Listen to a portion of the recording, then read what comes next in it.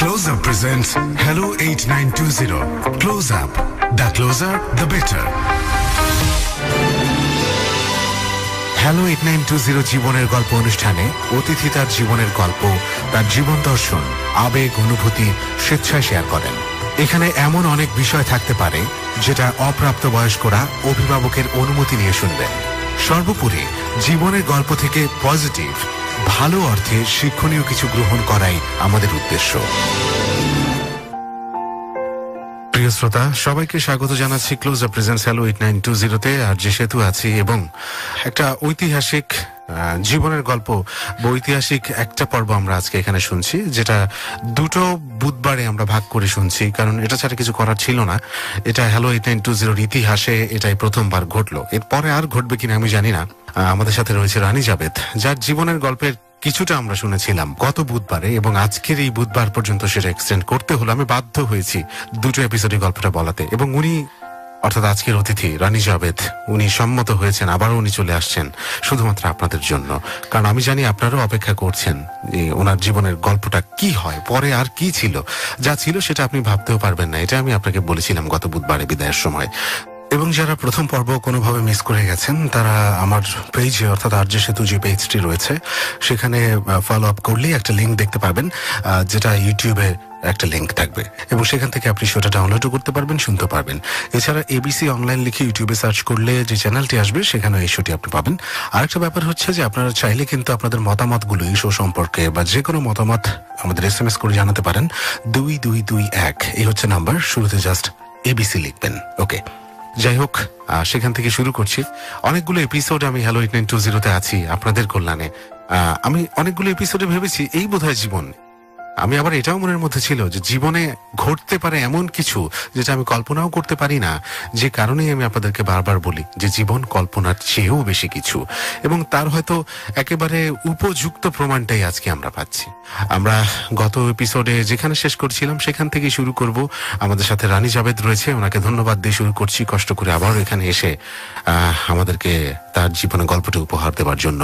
রানী জাবেদের কাছে যাবার আগে আমি ফোন নম্বরটা বলছি, যেখানে ফোন করে আপনি আপনাদের সমস্ত মতামতগুলো জানাতে পারবেন, এখানে এসে গল্পটা বলতে পারবেন। সেই নম্বরটি হচ্ছে 09613892 আবারও বলছি 09613892।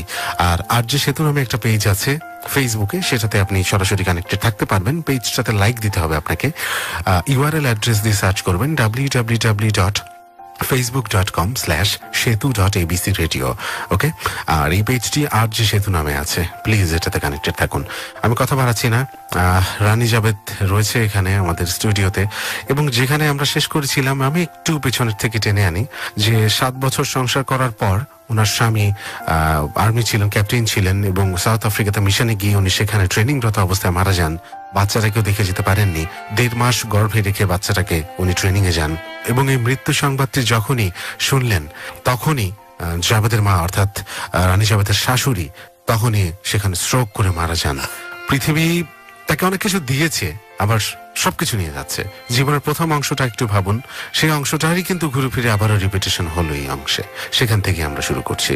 রানী জাবেদ, আপনাকে অনেক ধন্যবাদ, আবারও এসেছেন আপনি। আপনি যদি সেখান থেকে শুরু করতেন যেখানে আমরা গত এপিসোডটা শেষ করেছিলাম।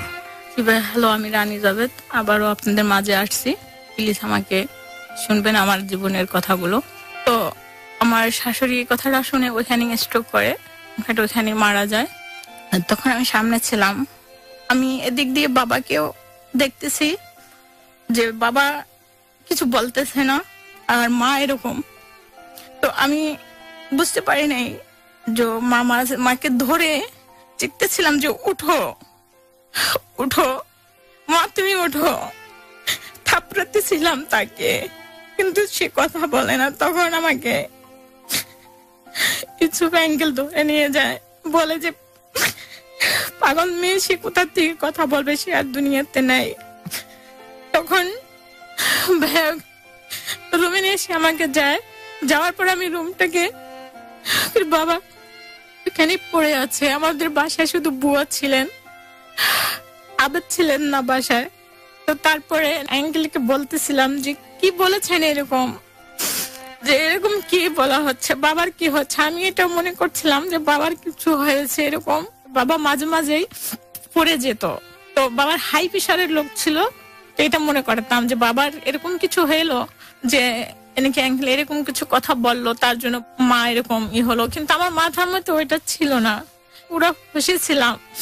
আমি আঙ্কেলকে বলতেছিলাম যে আঙ্কেল জাভেদকে ফোন করে, তো আঙ্কেল এতক্ষণ আর কিছু বলতে নাই। তখন বলছে যে জাভেদকে ফোন করবো কোথার থেকে, জাভেদ তো এখানে নাই। বলছে জাভেদ কোথায় গেছে, জাভেদের সাথে তো আমি আগেও কথা বলেছি। তো বলতেছে জাভেদ তো অন্য জায়গায় গেছে, জাভেদ তো এখানে নাই। তো আমি বলতেছি এই নাম্বারে ফোন দেন, এই নাম্বারে ফোন দিলেন ওকে পাবেন। তো আমাকে তখন কিছু বলা হয় নাই, তো আমি বলতেছিলাম যে ও জাভেদকে ফোন দাও। তো এর ভিতরেই আবেদ আইসা পড়ে। আবেদ এসে দেখে এরকম অবস্থা, তখন আবেদ প্রচুর চিল্লায়, আমাকে ধরে চিল্লায় যে কি হয়েছে। তখন বলি যে বাবার অসুস্থর কারণে মার এরকম হয়েছে। বলতেছে ভাইয়ার ফোন দাও।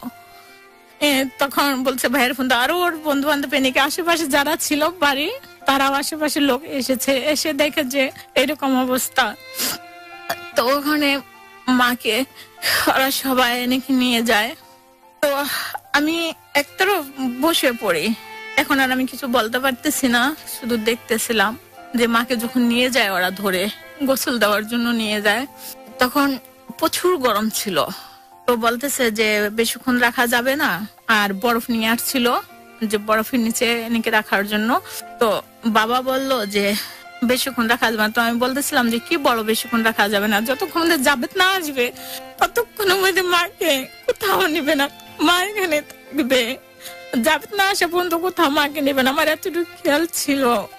বলছে যে জাভেদ আসতে পারবে না, জাভেদকে ফোন দেওয়া হচ্ছে, জাভেদ আসতে পারবে না। তখন আবেদ বলতেছিল যে কেন আসতে পারবে না ভাইয়া, দাও আমি ফোন দেই ভাইয়াকে।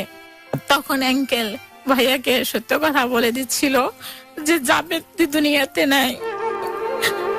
তখন ও আমার ধরে অনেকটা কান্না করছে আর চিল্লাচ্ছিল, প্রচুর ভাইয়া চিল্লাচ্ছিল। তো আমাকে তখন কিছু বলা হয় নাই, আমি তখনও জানি না। তো এইভাবে মাকে নিয়ে গেল, মাকে নিয়ে যে গোসল দিল, ওইখানে কোনাতে পড়ে আছে। এখন আমি কিছু বলতে পারি না, আর আমি কান্না বলে করতেছিলাম না, আমি শুধু দেখতেছিলাম চেয়ে যে কি হইতেছে। তখন ওইখান করে লোকে এদিকে আমাকে কান্না করার জন্য যে ওর কি হলো হঠাৎ করে। তো ভাই 2-3 ঘন্টা পরে বললো যে না কিছু হয় নাই, যাবে তার এখানে আসতে পারবে না, যাবে তো অন্য জায়গায় চলে গেছে। ভাইয়া ফোন দেওয়ার এতটা চেষ্টা করতেছি, ফোন লাগতেছে না। আর ওইখানে ওদের ইসেকে বলা দেওয়া হয়েছিল যে যদি ওর ওয়াইফে ফোন দেয় তাহলে কথা নাকি ওর সাথে এটা বললেন না। রাত 3টা বাজে আম্মুকে ওখানে গোড়া কবরস্থানে মাটি দেওয়া হয়। 1 সপ্তাহ পরে ওখান থেকে জাভেদকে ফেরত দেয়। যখন জাভেদের ভাইয়া আসে, ডেড বডি আসে আমাদের বাড়িতে, তখন বেলা 3টা ছিল। তো অ্যাম্বুলেন্স ওকে নিয়ে আসছিল। এই করছে জামার গেটের সামনে নাকি আমাকে লক করতেছে, আর অ্যাম্বুলেন্সের আওয়াজ শুনতেছি। কেন ভাইয়াকে বলতেছিলাম আমি আবেদকে যে আবেদ দরজা খোলো, অ্যাম্বুলেন্স আসছে কোথা থেকে, তাও আমার বাড়িতে আসছে কোত্থেকে। আমি জেনে ভাই কিরকম হয়ে গেছিলাম। আমি এনে উল্টা পাল্টা কথা বলতাম তখন। তখন এনে কি বললো আমাকে আবেদ যে না কিছু না, অ্যাম্বুলেন্স ওই পাশের বাড়িতে আসছে, তো আপনি ভিতরে যান, এটা আবার শুনতেছেন। তো আমি বলতে আসছি যে না আমার বাড়িতে আসছে, লক করছে। তো যখন ভাইয়া লক খুলি, দরজা খুলে যাই, তো যাই দেখি যে জাভেদের ডেড বডি এনেকে ইসে করে নিয়ে আসছে, তো করে নিয়ে আসছে। বাবা পাশের বাড়ির লোক সব নাকি আপনার একসাথে, কমসে কম না হইলেও ওইখানে 200 লোক কাট্টা হয়ে গেছে একসাথে। হ্যাঁ, যে একটা শোর হয়ে গেছে, জাভেদের লাশ আসছে, ডেড বডি আসছে। তো আমি এনেকে ওইখানে আর কিছু বলতে পারছিলাম না। হ্যাঁ, তাকে আমি দেখতে পারছিলাম না, ভাই আমাকে দেখাইতে পারে নাই। আমি ওইখানে সেন্সলেস হয়ে যাই। আমাকে বল এতটা মারা হয়েছিল, এতটাই করা হয়েছিল, আমি কথা বলতে পারছিলাম না, কিছু বলতে পারছিলাম না। এইভাবে আমি বলে 3 মাস ছিলাম, কথা বলতে পারতেন না, কথা বলতে পারতাম না, কাউকে দেখলে বলে চিনতামও না। হ্যাঁ, আমাকে হাসপাতালে রাখা হয়েছিল। এটা বাবাকে বলা হয়েছিল। বাবা বলছে পরে যে ডক্টরে এনেকে বলছিল যে একে মেন্টালি হাসপাতালে দেওয়া হোক। জি। তো বাবা বলছে এটা কোনোদিন হবে না, ও যদি পাগলও হয়ে যায় তাহলেও আমার বাড়িতে থাকবে, আমার বাসায় থাকবে। তো 3 মাস পরে ভাইয়া এনেকে আমার আস্তে আস্তে আস্তে আস্তে আমি এসে আসি। তো যখন ভাইয়া 3 মাস পরে আমাকে হাসপাতাল থেকে বাসায় নিয়ে আসার পরে 15 দিনের মতো হয়, আমার পুরাটাই সুস্থ আসি। জি। আমি একটা চিক মারছিলাম যে আমার জাভেদ কোথায়, বাবা বলো বলো আমার জাভেদ আমার ছেড়ে কোথায় গেছে, আর কেন গেছে, কোথায় রেখেছো জাভেদকে। তো ডাক্তারে ফোন দিয়েছিল, ডাক্তারে আসা বলছে যে হ্যাঁ ওর এসে ঠিক আছে, ওকে এখন বলো পুরোটা, ওকে সত্য বলো, বলে দাও। তখন বাবা আমাকে বলছিল তোর জাভেদ আর এই দুনিয়াতে নাই, কখনো আসবে না। এখন ওকে কেন আসবে না, ওকে আসতে হবে, ও আমার জন্য আসবে, আমার বাবুর জন্য আসবে, আর না তো আমি মনে যাবো। ভাইয়া অনেকবার সুসাইড করতে গেছি, অনেকবার ভাইয়া, পারি নাই সুসাইড করতে, বাবার জন্য পারি নাই, ছেলের জন্য পারি। যখনই আমি সুসাইড করতে যাই, এইটা চাই আমি করতে ভাইয়া, তখনই ওর চেহারাটা সামনে আসে আর বলে যে রানী তুমি কি করতেছো, কেন করতেছো, তুমি তো আমার ওই বাহাদুর রানী। ভাই সবসময় অনেক কথা মনে পড়ে। আগে আমি মা বাবার জন্য ঘুমাতে পারতাম না, তারপর আমি ওর জন্য ঘুমাতে পারি না। আমি কি করেছি, অপরাধটা কি যে আমাকে আল্লাহ পাক এইভাবে সাজা দিয়েছে, আর কেন দিয়েছে আজ আমি জানতে চাই। প্লিজ ভাইয়া আমাকে একটু বলো, আমি কোথাও আমি খুঁজে পাই না যে আমি কি ভুল করেছি। আমি জাভেদের কাছে, আমি আমার মা বাবার কাছে আমি ফিরে যেতে চাই, এখনো চাই ভাইয়া। আমি এরকম দুনিয়াতে বাঁচতে চাই না যেখানে আমার আপন কেউ নেই ভাইয়া। আমি এরকম কি করেছি, আমি নিজের অপরাধ জানি না ভাইয়া, যেমন অপরাধটা কি। আমি যেতে চাই আমার মা বাবার কাছে, আমার জাভেদের কাছে আমি যেতে চাই ফিরে, আমি কিছু চাই না। শ্রোতা, আমি কিভাবে সান্ত্বনা দিব বা মিনিমাম কি বলা উচিত সেটুকু আমার মাথায় নেই। এই প্রশ্নটা আপনাদেরকে করছে, আপনারা লিখুন, ফেসবুকে লিখুন। এটা আর একটা অংশ শুরু হলো জীবনের। ওর এখানে এসে গল্পটা বলার সুযোগ করে দেওয়ার কারণ আপনারাই তো দেখেছেন যে কত বেশি ডাইমেনশন ছিল। শুরুর ঘটনাটা শোনেন, মাঝখানের জীবনটা শুনেছেন, এখন দেখুন জীবনের শেষ অংশ। 57 বছর বয়স আমাদের আজকের অতিথি। পুরোটা সময় সাথে থাকুন, আরো অনেক কিছু বলার আছে, অনেক কিছু শুনবেন। একটু সামলে নিয়ে বলতে হবে রানী জাভেদ, আপনাকে বলছি একটু সামলে নিয়ে। ভাই সামনের জীবনগুলো তো আমি কিভাবে বলবো, নিজেও চিন্তা করতেছি। আপনার জন্যই লাখ লাখ মানুষ, আমরা অসংখ্য পরিমাণে আপনার জন্য লেখা পেয়েছি, ফোন পেয়েছি, আপনার গল্পটা শুনতে চায় পুরো বাংলাদেশ। আপনি একটু সামনে নিয়ে বলুন। হ্যালো 8920 ইতিহাসে এখন পর্যন্ত সর্বশ্রেষ্ঠ এবং রুল ব্রেক করা একটা গল্প, আজকের জীবনের গল্প, রানী জাভেদের জীবনের গল্প। এটা আমার মনে হয় সারা জীবন মনে রাখবেন আপনারা, কারণ এমন ঘটনাগুলো আমিও কখনো শুনিনি যে আজকে আমি শুনছি। এই জন্যই বলি যে জীবন কল্পনার চেয়েও বেশি কিছু, এবং সেটার আসলেই আজকে তাৎপর্য আমি বুঝতে পারছি। রানী, তারপরে ভাইয়া বললাম যে বাবা আমি আর কাঁদবো না, অনেক কেঁদেছি। তো ও একটা কথায় ওর চিঠিগুলা পড়তাম, যে চিঠিগুলাতে বাহাদুর লিখতো, আমাকে বারবার পড়তাম ভাইয়া। পড়লে আমার শক্তি হইতো, আমি বল পাইতাম। আমি তখন বললাম যে জাভেদ আমি তোমার মতো করে চলবো, যেমন তুমি বলেছিলে। ও বলতো সবসময় 5 টাইম নামাজ পড়বা, মানুষকে ভালো রাস্তা শিখাবা, তোমার কাছে 2 টাকা থাকলে 1 টাকা দেবা, যদি পারো তাহলে তুমি মানুষের খেদমত করার জন্য এরকম একটা কাজ করো। তো আমি ওই চিঠিগুলো পড়ি, মাথার ভিতরে এরকমই আসে যে ও তো চাইছিল যে আমি মানুষের খেদমত করব। তো বাবাকে বলি যে বাবা আমি ওইখানে খানা বানাই, অনেক নাকি ডেক করে খানা বানাইয়ে কিছু ব্যাঙ্গেলকে নিয়ে যাই ওইখানে মাদ্রাসায় মসজিদে দিয়ে আসি। আর কবর দূরের থেকে পাকিস্তানে কবর মহিলাদেরকে যেতে দেয় না। তো তারপরে আমি আসার পরে নাকি বলি যে কবর থেকে আমাকে একটু মাটি এনে দাও, কানটা নাকি অ্যাঙ্কেল করে আঙ্গা দেয়। তো বলি যে তোমার মাটির কসম খেয়ে বলি যে তুমি যেটা চেয়েছো আমি সেটাই করবো, মানুষের খেদমত করব। তারপরে 1.5 মাসের মতো, 1.5 মাস হবে পরে এনেকে ওইখান থেকে অ্যামাউন্টস গুলো আসে। অ্যামাউন্টস মানে এটা বোঝাচ্ছেন যে যে পরিমাণ টাকা দেওয়া হয় একজন আর্মি অফিসার মারা গেলে তার ফ্যামিলিকে, সেটা? ওকে। আমি ওখান থেকে রিসিভ করি। ওই বাবা এখন বলতেছে যে মা এনেকি বাংলাদেশে যাব।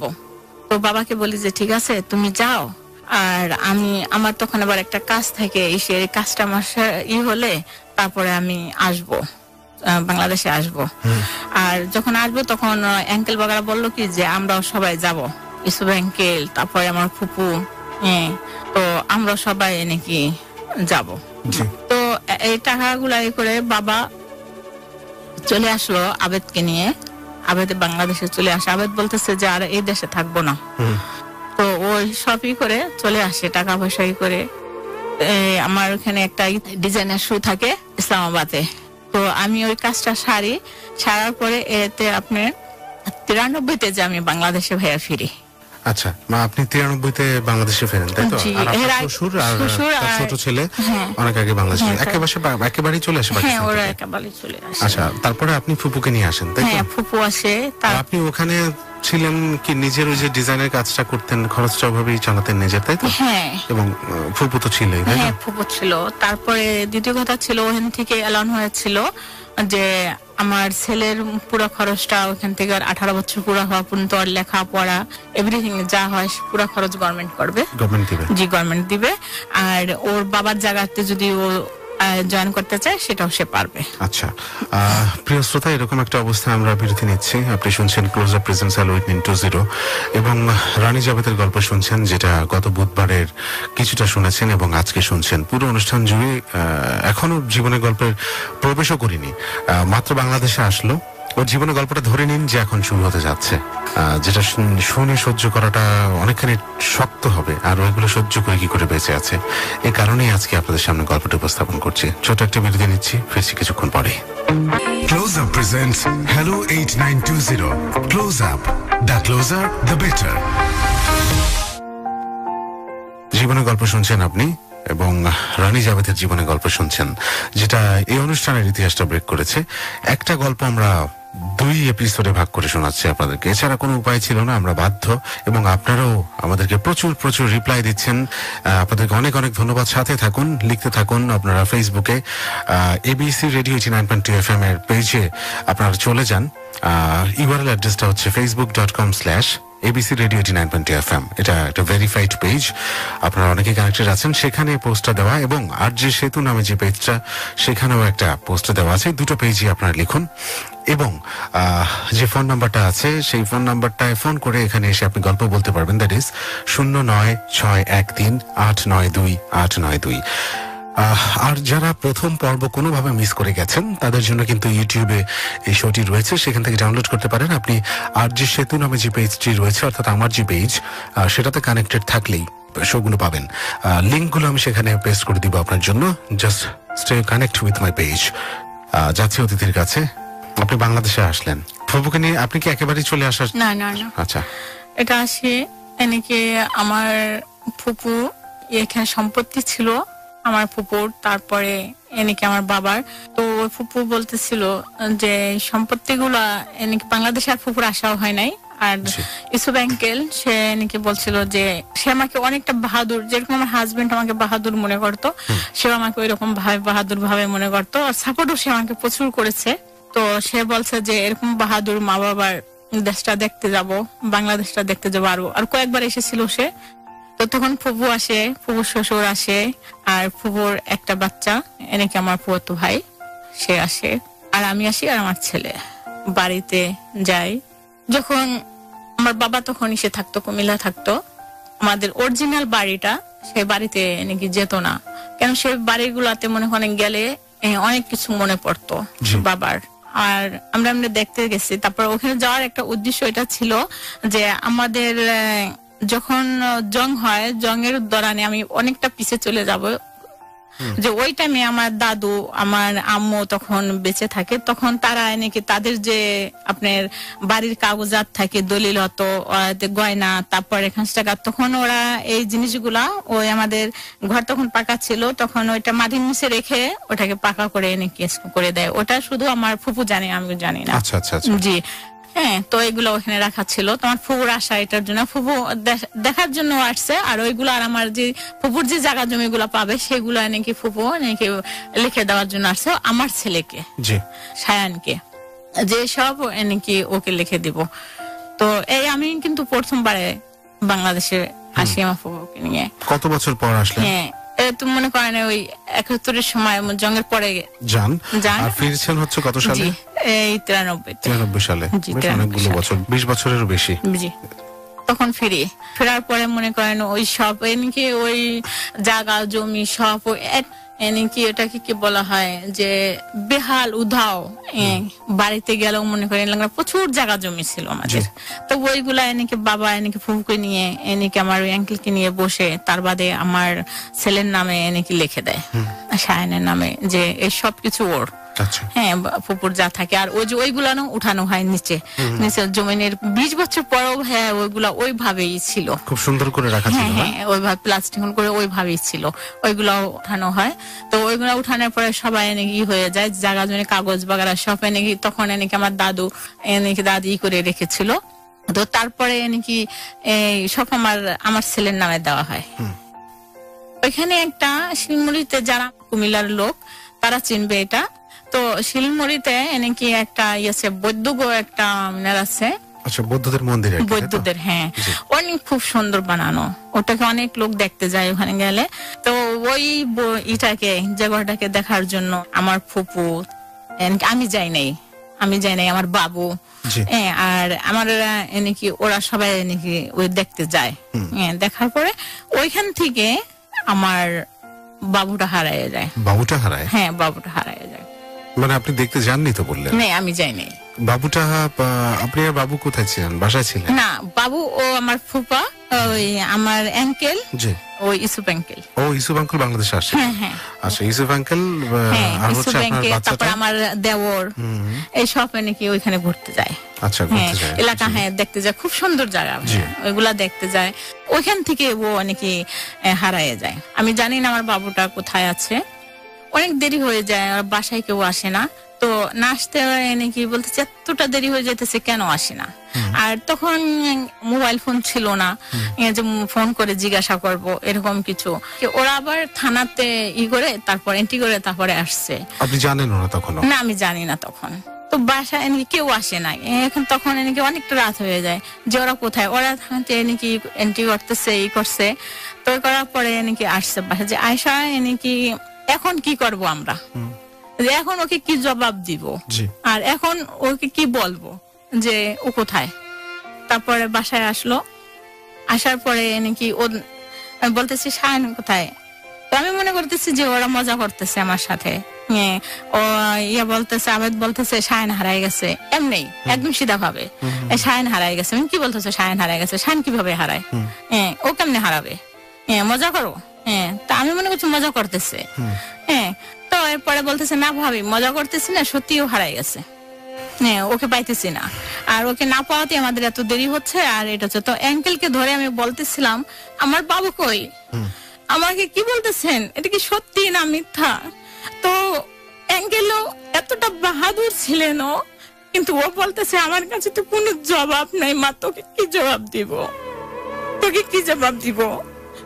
তো ভাইয়া ওইখানে আমার জীবনটা শুরু হয়ে যায়, যেটা কি বলতেছে ফুফু, যেমন তার কোনো ভাষা ছিল না, সে চুপচাপ মরতে ছিল। আমার বাবার কোনো ভাষা ছিল না, কার কোনো ভাষা ছিল না। আমি সবাইকে মারতেছিলাম, সবাইকে মারতেছিলাম, বড় ছোট যে ছিল।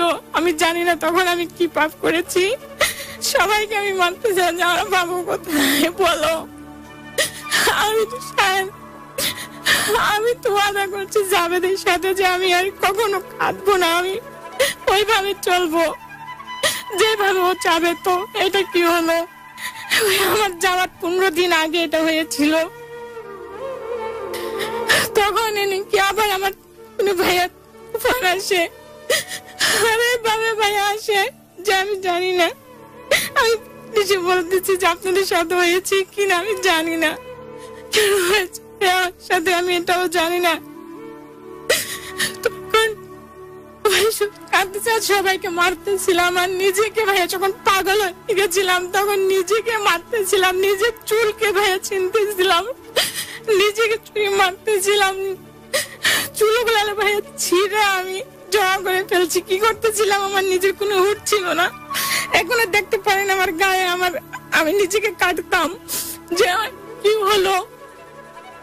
তখন ওরা 3-4 জন আমাকে ধরে বসা যে করো, রিল্যাক্স করো, আমি পয়সা আনকে এনে দিব।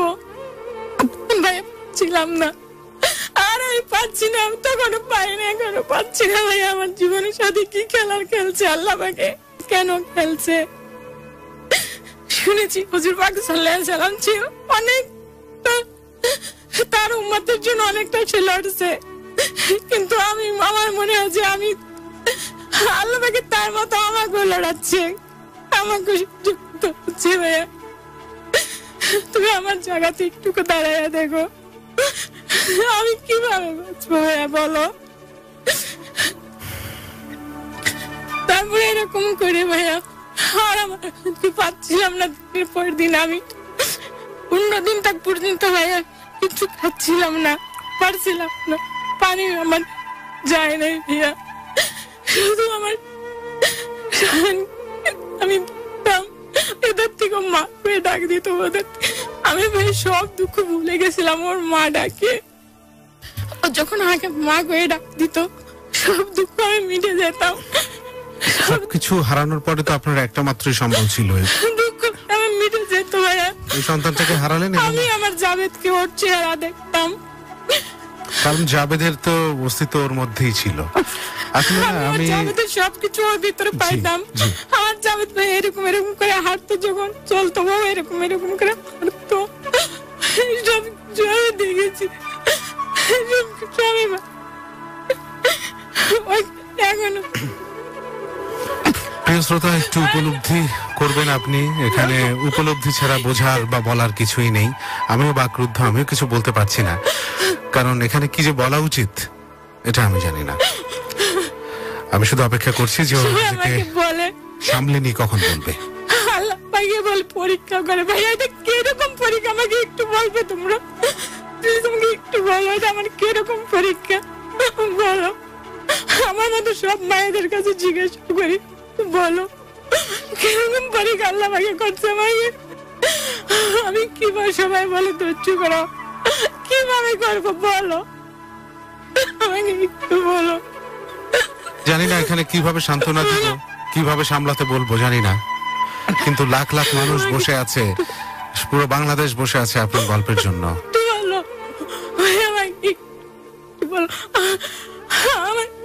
আমার সাথে প্রমিস করছে যাবে, আমার সবসময় আমার মুশকিলে আমার সাথে থাকবে।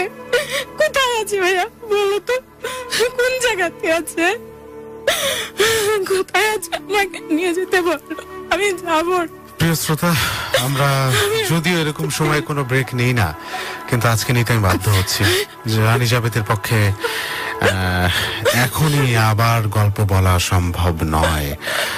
একটা ব্রেক আমি আবারও নিচ্ছি, যেটা আমাদের অনুষ্ঠানের রুল ব্রেক করে নিচ্ছি।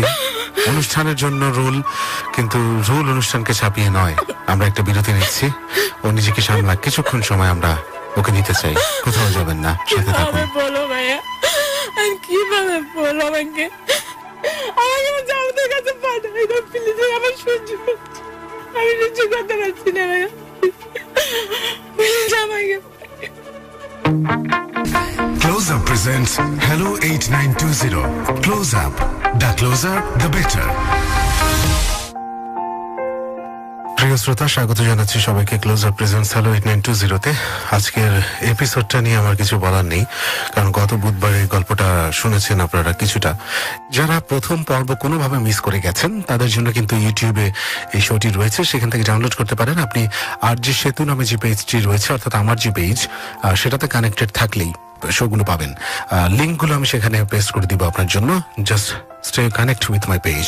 এবং আজকেও শুনছেন, এবং এই অংশে এসে, এখানে এসে আমরা সাধারণত কোনো ব্রেক নেই না, কিন্তু আজকে আমাদের নিতে হলো, কারণ এমন একটা অবস্থায় চলে আসছে আমাদের অতিথি, সেখানে আর কোনোভাবেই কন্টিনিউ করার সম্ভব ছিল না তার পক্ষে। তার ছেলেটা বাংলাদেশে আসলো তারা, এবং বাংলাদেশে এসে একটা বৌদ্ধ মন্দিরে ঘুরতে গেল এবং সেখানে তার একমাত্র সম্বল ছেলেটা হারিয়ে গেল। সেরকম একটা জায়গায় আমরা বিরতি নিয়েছিলাম। তারপর থেকেই শুরু করছি। রানী জাবেদের কাছে যাচ্ছি, প্লিজ তারপর থেকে আপনি যদি বলেন।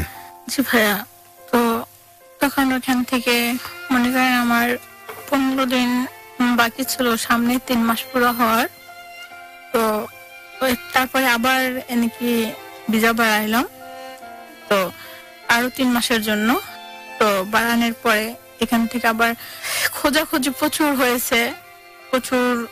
আমার বাবা এনেকি যাদের কাছে যেতে ছিল, যে যেখানে বলছে যাওয়ার জন্য, যে হাসপাতালে বাংলাদেশে এটা হয়, অমুকের কাছে যাও বলে দিতে পারবে, অমুকের কাছে যাও এটা করতে পারবে, যে যেটা বলেছিল আমার বাবা, খুলনা বাগেরহাট কোথাও যে যেখানে যেটাই হয়েছিল সেটা নাকি 3 মাস পরে সে করেছিল। তো কোথাও থেকে খোঁজ আসছিল না, খোঁজ না পাওয়াতে এনেকি আমার খালি ফিরতে হলো। আবার 3 মাস পর আমি খালি ফিরলাম, কেন আমার তার এখানে কিছু ছিল না। তো সবাইকে নিয়ে আমার শুধু আমার বাবা আর এখানে আবেদ রয়ে গেল, আর আমরা সবাই যারা আসছিলাম সবাই ফিরলাম। ফেরার পরে আমি ফুপুর কাছেই থাকতে লাগলাম। ওইখানে ফুপু আমাকে একা ছাড়লো না, বলতেছিল যে একা তুমি কিভাবে থাকবা, এখন তো একদম একা। ওই বাড়িতে মনে করেন আমি, আমার বাড়িটা ছিল করাচিতে, ডিফেন্স এলাকাতে। তো ওইখানে নাকি যদি যাইতাম, আমরা ইসে থাকতাম লাহোর থেকে ওইখানে যাইতে 2 দিন লাগে। তো আসতাম প্রত্যেকটা সপ্তাহে নাকি আসার চেষ্টা করতাম, কিন্তু পারতাম না, টাইম পাইতাম না। তো আসলে ওইখানে থাকতে পারতাম না, কিছুদিন থাকে নাকি ওর নাকি ফটো দিয়ে আমার পুরাটা ঘর সাজানো ছিল। তো এখানে আসলে ওর কথা অনেকটা মনে পড়তো। তো ফুফু আমাকে ওর কাছে নিয়ে গেল, বলতেছে একে আর এখানে রাখা যাবে না একা। অথবা অনেকবার সুসাইড করার জন্য বললাম, অনেকবার সুসাইড করার জন্য চেষ্টা করেছি, তো করতে পারিনি। যখন সুসাইড করতে গেছি, জাবেদের চেহারা এসে পড়ছে, ওর কথা এসে পড়ছে। তারপরে আবার সবচেয়ে ভয়ঙ্কর লাগতো এটা যে আমি নিজেও মানুষকে তালিম দিতাম, নিজেকে শিখাইতাম, মানুষকে শিখাইতাম যে মরাটা কত পাপ, মরাটা মানুষ তো মরে যায়, মরাটা অনেক সোজা, কিন্তু মরাটা অনেকটা সোজা ভাইয়া, কিন্তু বেঁচে থাকা যে এত কঠিন। মরে যাওয়াটা এত সহজ না, অত সহজ ভাইয়া, অত সহজ। আপনি তো মানে এটা একটা পাপ কাজ, অনেক বড় গর্হিত কাজ। তারপর অনেকবার চেষ্টা করেছেন, আপনি কি পেরেছেন? জি পারি নাই ভাই, এটা বললাম যে মরাটা ভাই এর জন্য এনেকি ওর চেহারাটা সামনে এসে পড়তো। দ্বিতীয় কথা ছিল যে আমি নিজেকে শিখাইতাম, যে লোকেরই শিখাইতাম যে দেখো মৃত্যুর পরে কোনো মৃত্যু হয় না, কিন্তু মৃত্যুর পরে এনেকি যদি ভাইয়া অপরাধ করার পরে সাজা হবে, তারপরও আমরা ভেস্তে যাবো, কিন্তু এরকম যদি এটা কিছু হতো তাহলে অবশ্যই এনেকি মারা যেত। কিন্তু ওইটাই মনে করে যে ওখানে তো মনে করেন জাহান্নাম ছাড়ার কিছু নাই, যারা সুসাইড করবে তাদের জাহান্নাম ছাড়ার কিছু নাই। তো এটাই করে ভাইয়া মরতে পারতাম না, তো এই কাজটা করতেও পারি নাই। তো যাই হোক, এনেকে ফুপুর কাছে নিয়ে গেল। আবার এনেকে মানুষে বলে যে ভুলে থাকো, সহ্য করো, কিন্তু হ্যাঁ আল্লাহ পাকে হেন্দ তার শুকরিয়া আদা করি, সে অনেকটা সহ্য দিয়েছে, তার জন্য বেঁচে রয়েছি, এটাও তার একটা নীলা খেলা। তো আবার নিজের কাজে লেগে গেলাম। আর অ্যাঙ্কেল সে আমাকে অনেকটা সাপোর্ট করেছে, প্রচুর সাপোর্ট করেছে। তারপরে দুবাইও আমি গেছি, দুবাই ওখানে আমি ডিজাইনার জন্য গেছি। তারপর ওখানে আমি তালিমের জন্য গিয়েছি, ওখানে আমি নিজেদের তালিম করাচ্ছি, তালিম দিচ্ছি, অনেকদিন ওখানে রয়েছি। তো তারপরে একদিন 2 বছরের মাথায় এরকম হয় যে আমার ফুপু সে অসুস্থ হয়ে যায়, অনেকটা অসুস্থ হয়ে যায়। অসুস্থ হওয়ার পরে তার হয় ক্যান্সার। জি, তার ক্যান্সার হয়, এবং তার ক্যান্সার হয়। ক্যান্সার হওয়ার পরে নাকি তাকে বাইরে, কেন আমার যে অ্যাঙ্কেল ছিলেন সে বাহিরে লাস্টে মেয়ে বিয়ে করছে, সে বাহিরে নাকি নিজে, ওইখানেও সে ভালো হয় না, তার ক্যান্সারটা ওখানে ভালো হয় না, বা লাস্ট পর্যায়ে ছিলেন যখন ধরা খায় জিনিসটা, তখন লাস্ট পর্যায়ে ছিলেন, সে লাস্ট স্টেজে ছিলেন। কি ধরনের ক্যান্সার ছিল? হ্যাঁ, তার ব্রেন ক্যান্সার ছিল। তো এটার পাবে। আর তার একটা ছেলে একটা মেয়ে ছিলেন, দুইটাই বাচ্চা ছিলেন আমার ফুপুর। হ্যাঁ, তো তারপরে নাকি সে মারা যায়, 2 বছর পরে মারা যায়। ফুপুটাও মারা গেল? হ্যাঁ, 2 বছর পরে মারা যায় ফুপুটা। মানে আপনার তো আর কিছুই রইল না? না, আমার আপন বলতে নাকি কিছুই নাই। মানে জীবনটা কতখানি ট্র্যাজেডিক হতে পারে তা আজকের এই অনুষ্ঠানটা শুনেই সবাই বুঝতে পারছেন যে এই যাবৎকাল হ্যালো 8920 সর্বোচ্চ ট্র্যাজেডিক গল্প, আমি এটা বলবো। এখনো শেষ হয়নি গল্পটা, তারপরে আমি বলতে বাধ্য হচ্ছি। এবং যারা কোনোভাবে প্রথম এপিসোডটা মিস করে গেছেন, ইউটিউবে তারা এই শোটা পাবেন।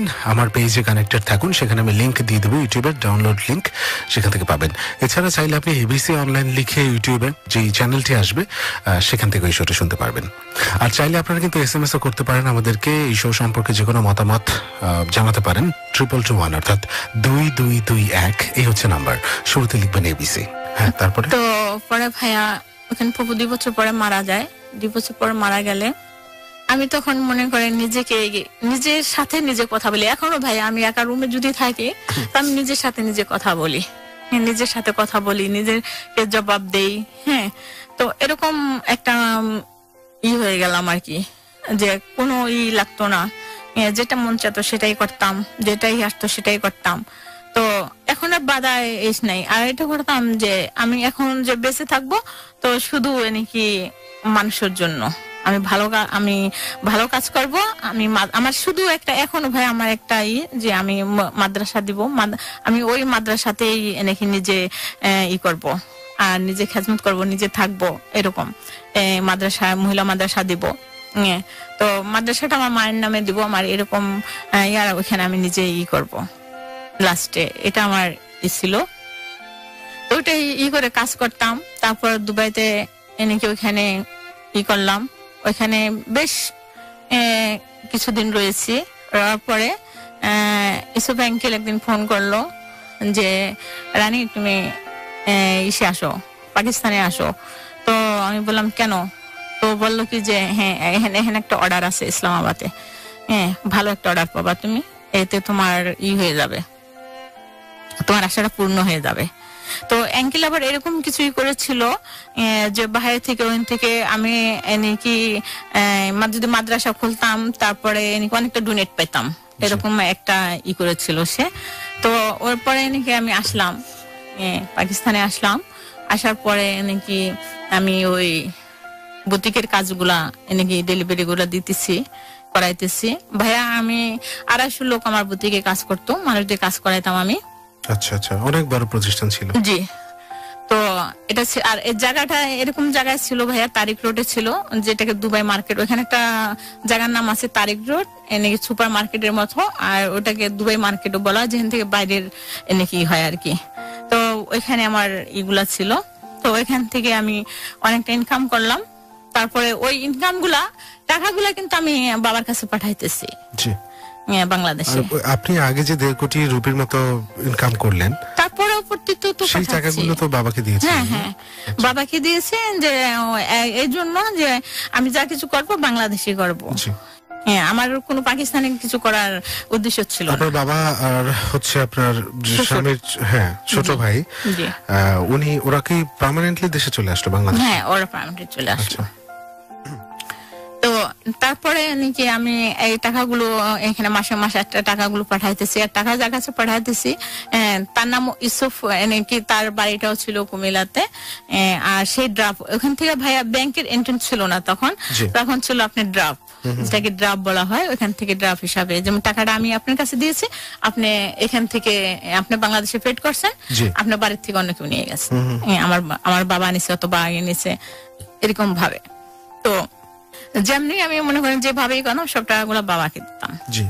আর ওইটা করতো বাবা। এখান থেকে আমাকে, যখন আমি বাবার সাথে কথা বলতাম, তারপর আবার এরকম করতে তো আপনার ফোনের রিচার্জ চলে আসলো, ফোনটা। হ্যাঁ, তো এরকম করতে করতে বাবা আমাকে বলতো যে হ্যাঁ তোমার এখানে আমি মাদ্রাসার জন্য জমি নিয়েছি, এখানে এটা করতেছি, এগুলো আমাকে বলতো। তো যাই হোক, এনেকি ইউসুফ আঙ্কেল নাকি তার অনেকটা বয়স হয়ে গেছিল। ইউসুফ আঙ্কেলের কিন্তু বয়স অনেক ছিল। হ্যাঁ, তো ইউসুফ আঙ্কেল নাকি একতরফা নাকি বিস্তারা ধরা হয়ে যায়। আচ্ছা। হ্যাঁ, তো তার বয়স হয়েছে 100 বছরের উপরে হয়েছে তার। 100-র উপরে? হ্যাঁ, 100-র উপরে হয়েছে। তো সে নাকি মারা যায়। আচ্ছা। জি, তার বয়সে তো এমনি মারা যায় আর কি, তার প্রচুর বয়স হয়েছিল। তখন আপনি কোথায় ছিলেন? দুবাইতে? না, তখন আমি আসার পাকিস্তানে? পরে, হ্যাঁ পাকিস্তানে। আচ্ছা আচ্ছা। পাকিস্তানে আসার পরে, তো আসার পরে এগুলা নাকি এরকম করতে করতে ভাইয়া চলতেছি এখান থেকে এদিকে আমার। তারপরে আবার একটা জিনিস হলো কি, যে যখন আপনার নাকি আমার 3 বছর পুরা হয় আমার বাবুর এখান থেকে যাওয়ার পরে, আমার তো ওর নাকি 7 বছরের বয়সের সময়, 3 বছরে কিন্তু আমি নিয়ে আসি, আবার 3 বছর চলে যায়, 4 বছর চলে যায়, তো এরকম 7 বছরের সময় নাকি আমার কাছে এই একটা ফোন আসে আমার দেওরের, যে বলতো কি যে বউ তোমার ছেলে পাওয়া গেছে। তো আমি মনে করতেছি যে হঠাৎ করে নাকি ফোন দিয়ে বউ তোমার ছেলে পাওয়া গেছে। হ্যাঁ, পাওয়া গেছে। ওকে, দাঁড়ান। এই মুহূর্তে আমাদের একটা ব্রেকের সময় হয়ে গেছে প্রিয় শ্রোতা। আরো একটা ডাইমেনশনের দিকে আমরা আগাচ্ছি, যে শেষ যে সম্বলটা ছিল ছেলেটা 7 বছর পরে হারিয়ে যাওয়ার 4 বছর পরে ফোন আসলো। 3 বছর পর নিয়ে আসছি, 4 বছর আপনার দেবর ফোন করলো যে ছেলেটাকে পাওয়া গেছে। এখান থেকে আমরা আবার ফিরছি পরের আওয়ারে, এবং 97-তে নাকি আমাকে ফোন দেওয়া হয়েছিল। 97 সালে। আচ্ছা, এখান থেকে আমরা ফিরে আসছি, ছোট একটা বিরতি নিচ্ছি প্রিয় শ্রোতা, কোথাও যাবেন না। অদ্ভুত রকমের একটা জীবনের গল্প আপনি আজকে শুনছেন, আজকে 2 সপ্তাহ ধরে শুনছেন, অর্থাৎ গত বুধবারে শুনেছেন, বাকি অংশ আজকেও শুনছেন, এবং আজকের এপিসোডে আশা করি পুরোটা শুনবেন এবং ওর জীবনটা উপলব্ধি করে ফেলেছেন এর মধ্যে, এবং যতটুকু উপলব্ধি আপনি ভাবতেও পারবেন না, এখনো এমন কিছু গল্প রয়ে গেছে, আসলেই রয়েছে। কোথাও যাবে না, ছোট বিরতি নিয়ে ফিরে আসছি। Close Up presents Hello 8920. Close Up. The closer, the better. প্রিয় শ্রোতা, আপনাদের সবাইকে স্বাগত জানাচ্ছি ক্লোজ আপ প্রেজেন্স হ্যালো 8920-তে। আর যে সেতু আছি, এবং সরাসরি চলে যাচ্ছি আমাদের অতিথি রানী জাবেদের কাছে। আমি কোনো কথা বাড়াচ্ছি না, একদমই কথা বলছি না, শুধু যেখানে বিরতিটা নিয়েছিলাম সেখান থেকে একটু মনে করিয়ে দিই যে ছেলেটা হারিয়ে গেল বাংলাদেশে এসে, এবং তার 4 বছর পরে তার কাছে ফোন আসলো যে তার ছেলেটাকে খুঁজে পাওয়া গেছে। তারপরে কি? আমার কাছে ফোন আসে, ছেলে পাওয়া গেছে, শায়ান আলীকে পাওয়া গেছে। তো আমি বলতে শায়ানকে পাওয়া গেছে, তখন আমি ভাইয়া একদম পাগলের মতো হয়ে গেছি যে আমার ছেলে পাওয়া গেছে। আমি পুরো ঘর ভরে হাসতেছি আর বলতেছি যে আমার ছেলে পাওয়া গেছে। মনে করেন একটা পাগল যেভাবে বলে না, যে নিজেকে নিজে বলতেছি যে আমার ছেলে পাওয়া গেছে। তো ওর যতগুলো ফটো ছিল ওইগুলো আবার দেখতেছি যে ও কত বড় হয়েছে, এতটুক ছিল, এরকম করে একা কথা বলতেছি। আবার আমি ব্যাক করে আমি বললাম কি যে আমি কবে আসবো। তো বললো যে আপনি ভিজা লাগে, আপনি কালকে এসে পড়েন। তখন আমি বললাম ওর সাথে কথা বলাও। তো ওর সাথে আমার কথা বলালো। এখন তো ভাইয়া ওখানে আমার 1 মিনিট থাকা হচ্ছে না। 3 দিনের ভিতরে আমি পাসপোর্ট ক্লিয়ার করছি, 1 সপ্তাহ লাগছে আমার সবকিছু ক্লিয়ার করাতে। বাংলাদেশে 97-তে আমি ফিরি আবার। ও দেখি এয়ারপোর্ট বাগার সবাই বাবা, তারপরে আমার দেওর, ও সবাই আমাকে এয়ারপোর্ট রিসিভ করার জন্য গিয়েছে। ওকে পেয়ে তো আমি মহা খুশি যে আমার ছেলে আমি পেয়েছি। কিন্তু এটা আমার মাথায় কিছুই আসে না, কোথায় পেয়েছে, কি হয়েছে, এগুলো আমি প্রশ্ন তখন আর করি না। আর ওকে আমি এটা বলতেছি যে ওকে নিয়ে আর কোথাও যেও না। কারণ ওকে নিয়ে যদি আর কোথাও যাও তাহলে ওকে আবার হারাই ফেলবো। ওকে আমি নিয়ে চলে যাব না, তোমাদের এখানে রাখবো না ওকে। বলার পরে ও বলতেছে আম্মু আমি তোমার সাথে যাব না। যাবে না? হ্যাঁ, যাবে না। তো আমি বলতেছি বাবা কেন যাবা না, আমি কিভাবে থাকবো, তুমি এখানে থাকো। বলতেছে না, আমি এখন আর পাকিস্তানে যাব না, যদি তোমার করতে হয় তাহলে তুমি এখানে থাকো। তাহলে আমি বলছি কি যে বাবা কিন্তু থাকবো, ওইখানে বাড়ি আছে, তারপর ওইগুলা দেখতে হবে, তারপর তোমার আম্মুর কাজ আছে ওইখানে, ওইগুলা সব মেকআপ করে তারপর আমার আসতে হবে। তো তুমি আমার সাথে চলো, কিছুদিন থেকে আবার তুমি আইসা পড়ো। আমি বাবাকে বলতেছি যে বাবা ও আমার সাথে যাইতে চাচ্ছে না কেন। কিন্তু ও আমাকে আম্মু বলে আমার কাছে আসে, ওকে আমি খাওয়াই দিচ্ছি, গোসল করাই দিচ্ছি। কিন্তু ভাইয়া ওই যে আমার সাথে একটা আছে, ওই জিনিসটা দেখে না। তুমি যাবা তো একা যাবা, আমি এখানে থাকবো, আমি এখানে লেখাপড়া করবো। তখন ওকে মানাইতে পারতেছি না। তখন বাবা বললো কি, যখন ও যাইতে যাচ্ছে না তোমার সাথে, তো তুমি ওইখানে আর থাকা লাগবে না, যতটা করতে পারো তার বাদে এসে পড়ো। আর আমিও ওকে পেয়ে সবকিছু ভুলে গেছি।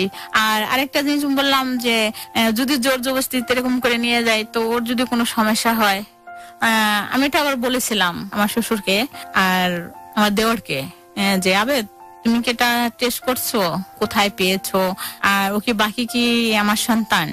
তো ও একটা যে আপনার চেক হয়, তো এটা ও ডাক্তার দিয়েও আমার করাইছিল। জি, হ্যাঁ। ডিএনএ টেস্ট আর কি। জি, আপনার ইসের থেকে নিতে হয়, অর্ডার নিতে হয়, তারপরে এটাকে ও কমপ্লিট করে নাকি আমাকে এটাকে দেখাচ্ছিল। মানে আপনি সন্দেহ করলেও সেটা দূর হয়ে হ্যাঁ, গেছিল। দূর হয়ে গেছিল। তো আমি এনেকে বললাম যে বাবা যখন ও যাবে না তাহলে আমি চলে যাই। 3 মাস এনেকে পুরো করে তারপরে আমি এবার ফিরলাম। আপনি একাই ফিরলেন? হ্যাঁ, আমি একাই ফিরলাম। এক কথার উপরে ফিরলাম। দেওয়ারও বলল যে এখানে ভাবিও তো যাবে না, এখানে ও লেখাপড়া করবে আর এখানে মাদ্রাসা বানাবো। ওই যে জায়গাগুলা সবগুলো তো আগের থেকেই আমার বাবুর নামে ছিল। জি। পাকিস্তানে ফেরার পরে ওইখান থেকে কাজকর্ম ওই আমার ডিজাইনার আর এই মাদ্রাসার পড়াইতেছি, ডিজাইনার করতেছি, অনেক টাকা ইনকাম করেছি, তো যেটা ভাবি নাই কখনো। কি পরিমাণ টাকা ওখান থেকে উপার্জন করেছিলেন, মানে আনুমানিক একটু? না, অনুমানিক এটা ছিল ভাইয়া সব টাকা মিলিয়ে বাংলাদেশি 8 থেকে 10 কোটি টাকা হবে। 8 থেকে 10 কোটি টাকা আপনি আয় করেছেন? জি। এটা কিন্তু বিশাল অঙ্কের টাকা। জি। বাংলাদেশি টাকাতেই 8 থেকে 10 কোটি টাকা। প্রিয় শ্রোতা, একটু নোট করে রাখবেন। হ্যাঁ, তারপরে আমি দুবাই নাকি কাজ করতেছি, ওইখানে আমি বাচ্চাদের জন্য মুক্ত বলে ওটা আমি খুলেছি। এটা আমাকে অ্যাঙ্কেলই খুলে দিয়ে গিয়েছিল। জি। আর ওকে পড়াইতেছে, ওর সাথে আমার কথা হইতেছে, যখন ও আমাকে মিস দিতেছে আমি ব্যাক করতেছি। তো বাবা বলতেছে যে আর ওইখানে থাকা লাগবে না। এটা হচ্ছে 2015 ঘটনা, যে আর ওখানে তো আর থাকা লাগবে না, এখন তুই এখানে এসে ছেলের কাছে থাক, যা কিছু করার কাজ এখানে এসে কর, আর ছেলের কাছেও থাক, আর তোর যেটা নাকি মাদ্রাসার ছিল সেটাও তোর পুরো হয়ে যেতেছে। বলার পরে আমি বললাম যে ঠিক আছে বাবা, তাহলে আমি আসবো, কিন্তু আমি একটা কথা কি বাবা, আমি পাকিস্তানের বাড়িটা বেচবো না। কেন, যদি ওটা হচ্ছে আমার জাবেতের নিশানে, আর যদিও কখন আসা পড়ে অথবা লাস্ট পর্যায়ে মাদ্রাসায় দিয়ে দিব। হ্যাঁ, এটা আমার ডিসিশন ছিল। ঠিক আছে, 6 মাসের মতো গেছে, যাওয়ার পরে একদিন হঠাৎ করে বাবার অসুস্থ হয়ে যায়। পরে আমি ওকে বলি কি আমাকে যে বাবার সাথে কথা বলাও, তো বলতেছে বাবা কথা বলতে পারতেছে না। হ্যাঁ, হাই প্রেশার। তো বলতেছে বাবার নাকি ওই প্রেশারের ইসের জন্য বাবা কথা বলতে পারে না। বাবুর কাছে জিজ্ঞাসা করলাম, আমার বাবুর কাছে, বলতে দাদু ভাইয়া হাই প্রেশার, তো এই জন্য দাদু ভাইয়া কথা বলতে পারে না। তো আমি বললাম ওর কানে দাও, তো কানে দিস মতন করতেছিল। হ্যাঁ, তো এমন করতেছিল। তো আমি বললাম যে যা করছি আর এখানে এখন চলে যাই দেশে। হঠাৎ করে আমার মনটা ভাইয়া খারাপ হয়ে যায়। তার বাদে আমি বাংলাদেশে নাকি আসি। আমার জন্য আমার দেওর আর আমার ছেলে আর একটা ড্রাইভার, ওরা নাকি এয়ারপোর্ট যায়। আমার ছেলে যা যা আনতে বলে আমাকে, আমি ওইগুলো আনি, দেওয়ার আনতে বলে ওইগুলো আনি, সব মনে করেন আনার পরে যখন আমি এয়ারপোর্ট থেকে ব্যাক করি, সামানগুলো জানিয়ে আসি, ওইগুলা গাড়ির ভিতরে রাখে, গাড়ি স্টার্ট করে। মানে আধা ঘন্টা গাড়ি চলছে, গাড়িটার কি হয়েছে আমি বলতে পারি না, গেরান্তে স্টার্ট নিতেছে না। তারপরে নাকি ও আর গাড়ি চালাইতে পারতো, ও স্টার্ট দিছে, স্টার্ট হয়ে গেছে। তো আর এর ভিতরে আবার ওই গাড়ির ভিতরে একটা স্প্রে ছিল, তো ওই গাড়িতে স্প্রেটা মারলো, স্টার্ট হয়ে গেছে। ও পিছে ছিল, আমি পিছে ছিলাম। আমি বলতে পারি না যে আমার ঘুম এসে গেছে। আচ্ছা, স্প্রেটা মারার পরে? হ্যাঁ, স্প্রেটা মারার। প্রিয় শ্রোতা, নতুন কোনো কিছু একটা ঘটনার অবতারণা ঘটছে, জাস্ট এটা বুঝতে পারছি আমরা। জি, আমার ঘুম এসে গেছে, আমি আর বলতে পারি না, কিছুই আর বলতে পারবো না। আমি যখন চোখ খুলি, চোখ খোলার পরে নাকি দেখি যে আমি খুব সুন্দর একটা রুমের ভিতরে, ভাষায় বলতে পারবো না, তখন আমার জাবেতের কথাগুলো মনে এসে যায়। ওইভাবে ফুল দিয়ে রুম সাজানো। তো আর যখন চোখ খুলে নাকি আমি লক খুলি, লক খোলার পরে নাকি যেমন সবাই নাকি ওরা আবার একটা নাকি কেক রাখে, অনেক বড় একটা কেক রাখে। কেক রাখার পরে যখন আমি তোরা বলতেছি বাবা কোথায়, আগে বাবার কাছে যাব। আর আমি এখানে আমি তো গাড়িতে ছিলাম। তো শায়ান আমার ছেলে সে বলতেছে মামা এটা সারপ্রাইজ ছিল আপনার জন্য। আর চাচু বলতেছে যে এটা তো একটা সারপ্রাইজ ছিল আপনার জন্য। ঘরটা অনেক খুব সুন্দর করে সাজানো ছিল, গোলাপ ফুল আমার পছন্দ, জামাই বোর্ড ঘর সাজানো যেভাবে সাজানো ওইভাবে একটা ঘর, একটা রুম সাজানো পুরা, আর একটা কেক রাখা হয়েছে। তো ওই কেকটা নাকি রাখা হয়েছে সায়ানের নাকি বার্থডে সার্টিফিকেট ছিল। আচ্ছা, বার্থডে জন্মদিন ছিল। এনেকে আমাকে তো ওইখানে মনে করেন ঘুমানোর কোনো আমি তো সারা আসতে এনজয় করে আসতাম। হ্যাঁ, আপনাকে ঘুম পাড়ানো কেন? আমাকে ঘুম পড়ানো কেন হলো? তো আচ্ছা, আমি ওটা মনে কিছু ভাইয়া করি নাই তখন। তারপরে আমি যে গিফট গুলো আনলাম ওইগুলা সবগুলা মনে করেন দিলাম একজনের দেওয়ার পরে। এনেকে ভালো চলতেছে, ভালোই করতেছি। তখন আমার যে শ্বশুর এনেকে বাকি কথা বলতে পারে না। আচ্ছা, হ্যাঁ, ও কথা বলতে পারে না। লড়াইয়া যে একটা হয়ে যে অপুষ লোক হয়ে যায়, ওর হাত পা সব এগুলা অপুষ হয়ে গেছে। হ্যাঁ জি, কাজগুলা করতো 2 নাম্বার। কে? আমার দেওর। আপনার দেবর? জি, ওর নামও চেঞ্জ করেছে। বললাম ওর নাম আবেদ ছিল, ওর ডিজে নাম রেখেছে। ডিজে ওর নামটাও ডিজে রেখেছে। মতলব ও সবচেয়ে নাকি ও 2 নম্বরে নাকি ও 2 নম্বর কাজে। কি ধরনের 2 নম্বর কাজ করে সে? জাল টাকা আছে, জি চিনেন? জাল টাকার ব্যবসা করে, জাল টাকা বানায় সে। জি, বাংলাদেশে। আমি বলতে আছি সামনে। জি, তো ডিজে হিসাবে ওকে ওই নামটাও পাল্টাই দিয়েছে। ওই নামের কেউ ওকে চেনেই না ওইখানে। তো আমি বলতেছি যে মাদ্রাসা বানাচ্ছ, মাদ্রাসার ডিজাইন আমার কাছে পাঠাচ্ছ, মাদ্রাসা দেখবো আমি। আর ঘরটা তো ভাই অনেক পছন্দ হয়েছে আমার, যেটা আমি ভাবি নাই ওই হিসাবে ও ঘর বানাচ্ছে। আমার মাদ্রাসা আবার আমাকে ডিজাইনও পাঠাইছিল। তো মাদ্রাসা আমার মাদ্রাসা কোথায়? তো বলতেছে ঠিক আছে, আসছেন, আস্তে আস্তে দেখবেন। আমি যেটা আপনি না চাচ্ছেন আমি সেটাও করেছি। আচ্ছা, উনি যে অবৈধ যে কাজগুলো করতো এটা কি আপনি আগে থেকে জানতেন? না ভাই, দেশে আসার পরে জানলেন? জি। আচ্ছা, এটা বলতেছি আপনার আসারও নাকি মাসখানে পরে। আচ্ছা, কেন ও আমাকে বাইরে যেতে দিচ্ছে না। ও মাদ্রাসা বানায় নেই তো আমাকে নিয়ে যাবে কোথায়? ও কোন একটা মাদ্রাসার ডিজাইন পাঠাচ্ছিল। তারপরে মনে করেন ও বাবাকে মনে করেন মেডিসিন দিতেছে। হ্যাঁ, তো ও যে আমার ছেলেকে যে মনে করেন আমার ছেলে বানাচ্ছিল, সে তো মনে করেন আমার ছেলে ছিল না, তার নামে যে ইগুলা ছিল সেগুলো সব সে হাতে নেওয়ার জন্য এরকম একটা ছেলে আবিষ্কার করলো। জি, এটা ছিল ওর প্ল্যান। এই সন্দেহটা কিন্তু আমরা করছিলাম কারণ 4 বছর পর একটা ছেলেকে ফিরে পেলেন এবং সেই ছেলে আপনার সাথে পাকিস্তান যেতে চাইলো না। তখনই কিন্তু আমি এবং যতগুলো শ্রোতা আজকে আমরা শুনছি, আমার মনে হয় সবাই তখনই ধরতে পেরেছিলাম যে ব্যাপারটা কি। এবং আপনাকে গাড়িতে যখন স্প্রে দিয়ে অজ্ঞান করা হলো তখন বুঝতে পেরেছিলাম যে আরো কোনো একটা কিছু সূত্রপাত এখান থেকে ঘটতে যাচ্ছে। আমরা সেদিকেই আগাচ্ছি, হোপফুলি আমরা সেদিকে চলে আসছি। সিনেমেটিক টোটাল ব্যাপারটা, এবং এই সিনেমাটার শেষ যে কি হবে, এই যে ট্রু লাইফ স্টোরির শেষটা যে কিভাবে হবে সেটা কিন্তু আপনি এখনো ধরতে পারেননি প্রিয় শ্রোতা। সেটার জন্য আপনাকে অপেক্ষা করতে হবে গল্পের শেষ পর্যন্ত। আর আবারও বলছি যে আমরা ইতিহাস ব্রেক করেছি hello 8920 close up presence hello 8920 এই অনুষ্ঠানটার ইতিহাস আমরা ব্রেক করেছি আজকে। এই ঘটনাটা যতগুলো ঘটনা প্রচার হয়েছে এখানে সবগুলোকে ছাপিয়ে গেছে এবং শেষ পর্যন্ত গেলে এটা যে ছাপিয়ে কোথায় পৌঁছে যাবে, আপনাকে নিয়ে যে কোথায় ভাসিয়ে দেবে সেটা আপনি উপলব্ধি করতে পারবেন গল্পটা শেষ হওয়ার পর। কোথাও যাবেন না, ছোট একটা বিরতি নিয়ে ফেরত আসছি। Close Up presents Hello 8920. Close Up. The closer, the better. প্রিয় শ্রোতা, স্বাগত জানাচ্ছি সবাইকে ক্লোজ আপ প্রেজেন্টস হ্যালো 8920-তে। আর যে সেতু আছি এবং রয়েছে আমাদের আজকের অতিথি রানী জাবেদের কাছে চলে যাচ্ছি, কিন্তু ফোন নাম্বারটা একটু বলে দিই 09613892 এখানে এসে আপনি ফোন করুন এবং আমাদের টিম মেম্বার লোবান আপনার সাথে পরবর্তীতে যোগাযোগ করবে। আর ফেসবুকে চলে আসুন, এবিসি রেডিও 89.2 FM এর ফেসবুক পেজে এই পোস্টটা দেওয়া আছে।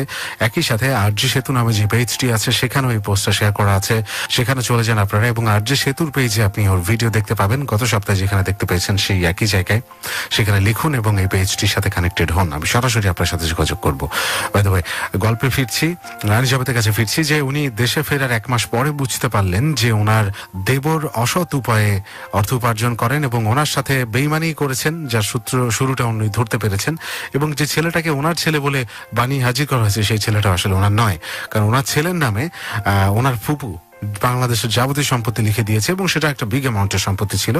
সবকিছু ওই ছেলের নামে যেহেতু আছে, সো ওই ছেলের এক্সিস্টেন্স না থাকলে এগুলো কেউ পাবে না। তাই ওনার অসৎ দেবর এই ছেলেটাকে কোত্থেকে আবিষ্কার করলো এবং সেই ছেলেটাকে ওনার ছেলে হিসাবে প্রমাণ করলো। যাই হোক, তারপরে কি হবে সেগুলি আমরা শুনছি, আপনি বলুন। এক মাস পরে নাকি ও আমাকে কোথাও যেতে দিচ্ছে না। এই কথাগুলো জানার আগে ও আমার পাসপোর্ট বাগারা নাকি আলমারি ছিল, আমি ওখানে রেখেছিলাম। আমি মেন কথা মেনই আমি ডায়েরির ভিতরে লিখতাম আমার মতো করে। হ্যাঁ, তো ও আমার ওই ডায়েরি, তারপর আমার পাসপোর্ট, তারপর আমার আইডি কার্ড, বিজনেস কার্ড ওই ইসের ভিতর থেকে ও নিয়ে যায়। কাকে দোষ দিব এটা বলেন? এই দেশের যে আইনগুলো তো মনে করেন ওর সাথে জড়তি। কারণ আইনি লোক, আমি নিজে এই চোখে অনেক কিছু ভাইয়া দেখেছি। ওর ওইখানে বর্তমান একটা টাকার মেশিন কিনতে কত কোটি টাকা লাগে জানেন? কত কোটি টাকা? 1.5 কোটি টাকা একটা মেশিন কিনতে লাগে। আর এর 60টা মেশিন ওর কাছে, এবং এগুলো সব আপনার টাকায় করা? আমার টাকায় করা। ওর আরো ব্যবসা আছে, সে থেকে ও ইনকাম করেছে। আচ্ছা, একটা প্রশ্ন আছে যে আপনার শ্বশুরকে অসুস্থ কি ওই বানিয়ে রেখেছে? হ্যাঁ, উনি বানিয়ে রেখেছে। আচ্ছা, সে ওষুধ পুশ করে ওষুধ খাইয়ে এরকম করে রেখেছে। জি। তো যাই হোক, এটা নাকি আমি যখন জানতে পারি সে আর এরকম করে মনে করেন ওর সাথে কাজ করে সব আইনের লোক। হ্যাঁ, তাছাড়া মনে করেন ও অস্ত্রর ব্যবসা করে, নাকি হীরার ব্যবসাও আছে ওর কাছে। সবচেয়ে বেশি খারাপ হচ্ছে যে ও বাচ্চাদেরকে কিডন্যাপ করে। ওর কাছে ডাক্তার সবকিছু অলরেডি ওর ইসের ভিতরে আছে। বুঝতে পেরেছি যে বাচ্চাদের কিডন্যাপ করে সে তাদের কিডনি বা শরীরের পার্টস বিক্রি করে দেয়, তাই তো? মানে যত নিকৃষ্টতম কাজ আছে সব কাজগুলা মনে করেন ও করে। আমার যখন আমি জানতে পারি এই জিনিসটা, হ্যাঁ, তখন আমি ওকে বলছিলাম যে তুই সব কাজ কর, কিন্তু বাচ্চাদের কাজটা ছেড়ে দে। আচ্ছা, আপনি যখন জানলেন, কখন জানলেন যে ছেলেটা আপনার না? হ্যাঁ, ছেলেটা আমার না। যখন আমি জানতে পারি 1 মাস পরে ও আমাকে তুমি বাহিরে যেতে দিচ্ছ না। আর ওইখানে এরকম জায়গায় মনে করেন ওর ফ্লাইটটা, ওইখানে যদি আপনি মানুষ মেরে কেটে কিছু করে মনে করেন ফালান, কেউ কাউকে নেট করবে না। সিস্টেমের হাউস বানানো। হ্যাঁ, তো আমার পাসপোর্ট কোথায়? আর আমাকে বের হতে দিচ্ছ না কেন? তো সে বলছে যে এখানে লোক আসে নিজের ইচ্ছায়, যেতে হয় আমাদের ইচ্ছায়। তখন আমি বলছিলাম আমাদের বলতে কি? তো তখন সে বলছিল যে এখান থেকে নাকি আপনি এইভাবে যেতে পারবেন, তুমি আমার শুধু পাসপোর্টটা দাও আর দেখো আমি যেতে পারি কিনা। তো বলতে এটা তো আপনার কমজোরি, আপনার পাসপোর্টটা তো আপনাকে দিব না। আমি ওকে বলছি যে তুমি আমার পাসপোর্ট দেবা না, তুমি যে এই বাড়িটা করেছো সব হারাম টাকা দিয়ে করেছো। জাল টাকা মনে করেন আমি রুমে দেখেছি, আমি মেশিনগুলো দেখেছি। হ্যাঁ, তাহলে তুমি জাল টাকার ব্যবসা করো, তুমি নাকি এসব সবকিছু আপনি জেনে গেছেন? হ্যাঁ, আমি জেনে গেছি। তো জেনে পরে সে বলতেছে এরকম একটা কথা নাকি জানতে আপনার বাকি আছে, যে যেটা শুনলে নাকি আপনি এতদিন তো বেঁচে আছেন, আপনার মা বাবা মরে গেছে, আপনার হাজবেন্ড মরে গেছে, তখন আপনি মরে নাই, কিন্তু এখন এরকম একটা কথা শুনবেন যে যেটা শুনলে আপনি বাকি অ্যাটাক করবেন। আর হাহা করে হাসতেছিল আর বলতেছিল যে হ্যাঁ, আপনারা তো মেয়ে লোক, তো কিছু হয়ে গেছে তাও মরেন নাই, আর এটা শুনলো কি মরবেন? আর যদি নাও মরেন তাহলে আমি মেরে ফেলবো। তো আমি বলতেছি মানে কি, তুমি আমাকে কি জন্য মেরে ফেলবে? রাগ হয়ে ওর কলারটা ধরে ভাইয়া আমি 2টা থাপ্পড় মারেছি ওকে। তখন ও আমার পিছের থেকে আমার চুল গুছি ধরে ফেলে, বলতেছে 2টা থাপ্পড় তো মেরেছো, আগে আর বেরো না। এখন শোনো, সায়ান তোমার ছেলে না? তো আমি বলছি হ্যাঁ আমার ছেলে। তো বলতেছে শোনো, তোমার ছেলে আমার হাতের পুতুল, আমি যেদিকে ওকে নাচাই ও সেদিকেই নাচে। তোমার ছেলে আজকে একটা লোককে মারার জন্য আমার ছেলেকে পাঠাইছি। আপনার ছেলেকে পাঠাইছে? জি। কোথায়? তো সেটা কি তোমাকে বলবো? মানে আপনার ওই ছেলেটার বয়স তখন কত ছিল? 93-তে ওর মনে করেন। আপনি 15 সালের কথা বলছেন? জি, এখন 15। আচ্ছা, 22-23 বছর বয়স হবে তখন। আচ্ছা, তো আমি বলতেছি আমার সায়ন কখনো এই কাজ করবে না, সে যদি আমার রক্ত হয়ে থাকে। তো বলতেছে সে বাকি তুমি এতটুকু তো ধরে ফেলছো যে তোমার রক্ত না, সে তোমার রক্ত না, সে আমার হাতের পুতুল। তোমার ছেলেকে যা আমি বলছি সেটাই সে করছে, তোমাকে ইস্তেমাল করেছিলাম। যখন ভাইয়ের কথাগুলো শুনে তখন বাকি আমি মরে গেছিলাম আবার। আর ওকে কলারটা ধরে হ্যাঁ ওর জামাটা ছিঁড়ে ফেলছিলাম আর বলেছিলাম যে ভাই আমার কি অপরাধটা, তুই যদি টাকার জন্য এটা করেছ তো টাকা তোমাকে এমনি বলতি, কিন্তু আমি যার জন্য বেঁচে আছি আর যাকে তুই আমার সন্তান বানাই আমার কাছে নিয়ে আসছো, তাকে দিয়ে তুই এই কাজগুলো করাচ্ছ। সে বাকি আমার সন্তান নয়, কিন্তু তাকে দিয়ে কাজগুলো কেন করাচ্ছ? আর সে এত বড় গুনাহ করতেছে, মানুষ মারতেছে। তো ভাইয়া একটা ভিডিও ক্লিপ আমাকে দেখানো হয়েছিল যে বাকি ভাইয়া ও লোকের মারতেছিল। আবার আমি ওই দুনিয়াতে চলে যাই যেখানে প্রথম ছিলাম, যে আমার সন্তান না হলে তো ভালো ছিল, কিন্তু আবার কি হলো, আবার এখন এটা কি বলতেছে ভাইয়া। যখন ওকে থাপড়াইতেছিলাম তখন ও আমাকে ধরে নিচে ফেলাই দেয়, কি 2টা মেয়েকেও ডাকে ওনাকে রুমে নিয়ে যাও, রুমে নিয়ে বন্ধ করো, রুমের বাইরে আসবে না। আমাকে আমার হাত বাঁধে, আমার পাও বাঁধে। মেয়ে 2টাকে রিকোয়েস্ট করি যে দেখো আমি একটা মহিলা, তুমি একটা মহিলা, একটা মহিলার সাথে তুমি এই কাজগুলো করো না, তুমি আমার যেটা বলবো আমি সেটাই করবো, কিন্তু আমার হাত পা বেঁধো না। আর তখন ও মেয়ে 2টা বলছিল আমাদের করার কিছু নাই। হাত পা বাঁধা পরে ও ডিং করে, মদ বলা হয় এখানে বাংলাতে, ওই সিরাপ গুলো ও আমার উপরে ফেলে দেয়, ওই সিরাপ গুলো আমাকে খাওয়ায়। তারপরে ও আমার সাথে ভাইয়া রেপ করে। মাই গডনেস।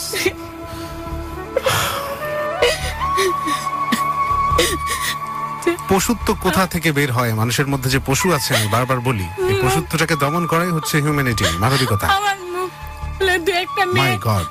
মুখ ধরেছে, তারপর মেয়ে 2টাকে বলতেছে যে ওর ভিডিও কর, আমি ওর সাথে জিনা করবো, তুই ভিডিও করবি। বললাম যে ভাই আমি বারবার মরতে চাই না, আমি একবার মরতে চাই, কিন্তু আমি এগুলা বারবার মরতেছি। তখন ওই সিরাপ গুলাতে আমার চোখ ভাইয়া এরকম হয়ে যায়, আমি এখন চোখে কম দেখি, অনেকটা কম দেখি, আমার চোখ এরকম ফুলে যায়। আর তখন আমি বিছানা দাবাইতেছিলাম, কেন ওইগুলো তো অ্যাসিড জাতীয় জিনিস, ওইগুলো তো আমার সমস্যা করতেছিল, আর আমি ওইখানে বেহুশ হয়ে যাই।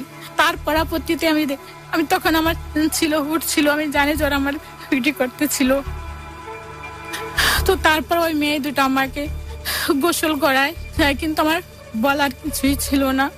এরকম করতে করতে ভাই ওখানে সায়ান আসলো, একটা মেয়ের নাম ছিল আরপিন, মেয়েটা ছিল আপনার চাকমা।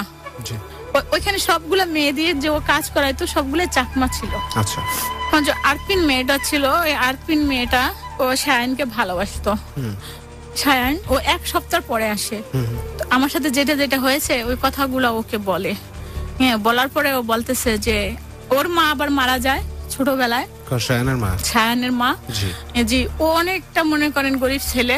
ও যে 4-3 বছরের সময় ওকে উঠায় আনে, একটা লোকে উঠায় না ওর কাছে দেয়, আর ওই যে মনে করেন টাকাগুলা ও বানানো ওকে শিখায়, ওই টাকাগুলা বানায়, অছর পার্সেল করানো। ও এরকম একটা লোক যে আপনার সাথে 2জন লোক দাঁড়ায় রয়েছে, একজনকে মেরে আসছে, আপনি বলতে পারবেন না। আচ্ছা। ওটা এইভাবে ট্রেনিং দেয়া হয়, এইভাবে ওকে মানুষ করে কিনা জানি না, কিছু একটা করে আর কি, বড় এটা ভাইয়া মানুষ তো বলা হয় না সেটাই। তো এভাবে যখন ওকে জিনিসটা বলে তখন ও প্রচুর চিৎকার করে, বলে কান্না করে। একটা কাজে যায়, ওইখানে ওই মেয়েটা ওকে বলে কথাগুলা, তো বহু চিৎকার করে ও কান্না করে যে সে আমাকে যেটা বলেছে আমি সেটাই করেছি, কিন্তু তার কাছে আমি একটা জিনিসই চেয়েছিলাম, আর যাকে মা বলেছি তার কাছ থেকে আমাকে কখনো মা বলার জিনিসটা ছিল না, আর এই কথাটা বলো না। হ্যাঁ, আর এটার জন্য সে কাজগুলা করতো। তো ওর কাছে কতগুলা যে প্রুফ ছিল, ওই প্রুফের জন্য ভাইয়া ওর কাছে ওর কাজগুলা করা লাগতো। ও কাজগুলা ব্ল্যাকমেইল করা হয়েছিল, ব্ল্যাকমেইল করা হয়েছিল ওকে, এর জন্য। তো এখন আমি ওই মাকে, ওর কাছে যদি আমি যাই মার কাছে, তাহলে আমি তাকে আমি কি করবো? তো ও বলে ওইখানে অনেকটা করে নিজেকে করার জন্য। তো ওই আরপিন ওকে বুঝায় যে দেখো এইভাবে না, তুমি একটা যদি কাজ করতে পারো, আমরা তো সারাটা জীবন ভরে খারাপ কাজ করতে আসছি, কিন্তু একটা মার সাথে যে এরকম হইতেছে এটা অন্যায় হইতেছে, আর যদি পারো তাকে তার জায়গাতে তাকে পৌঁছাই দাও, এরকম করে ওকে বুঝায়। তো আমি ভাইয়া সবই জানতে পারি, কিন্তু এখনো আমাকে বলে যে দেখো তোমার তো যাওয়ার কোনো রাস্তা নেই। আচ্ছা। আমি ওকে বলছি যে ভাইয়া দেখ, পায়েও আমি ধরছি, ছোট আমি বড় হয়ে। তারপর ওকে বলছি যে ভাই আমি দেখ, আমি 30 পারা কোরআন তো পড়েছি, মানুষকে তালিম দিছি, আমার সামনে রাখ, আমি কষ্ট খেয়ে বলবো, আমি কাউকে কিছু বলবো না, শুধু আমার পাসওয়ার্ডটা দেবে, চলে যাবো।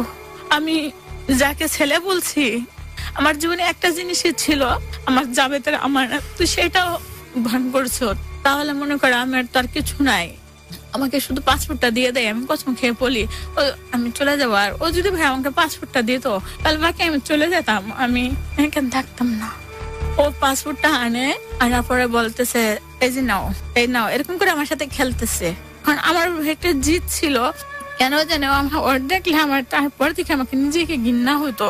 আর আমি এরকম ভাইয়া হয়ে গেছিলাম, আমাকে নিশা তো এনেকে জিনিস ইউজ করাতো। কিরকম? যেরকম কি যে নিশার ইনজেকশন, আমার হাতে দাগ আছে, আমাকে নিশার ইনজেকশন দিত।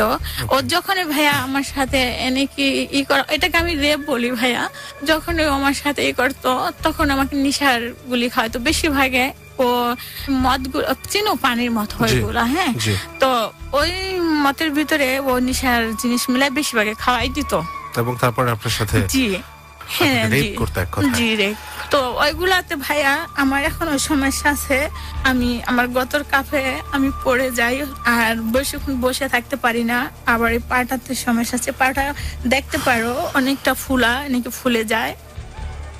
তো এইসব জিনিসে ভাইয়া ও আমাকে ইস্তেমাল করতে লাগলো।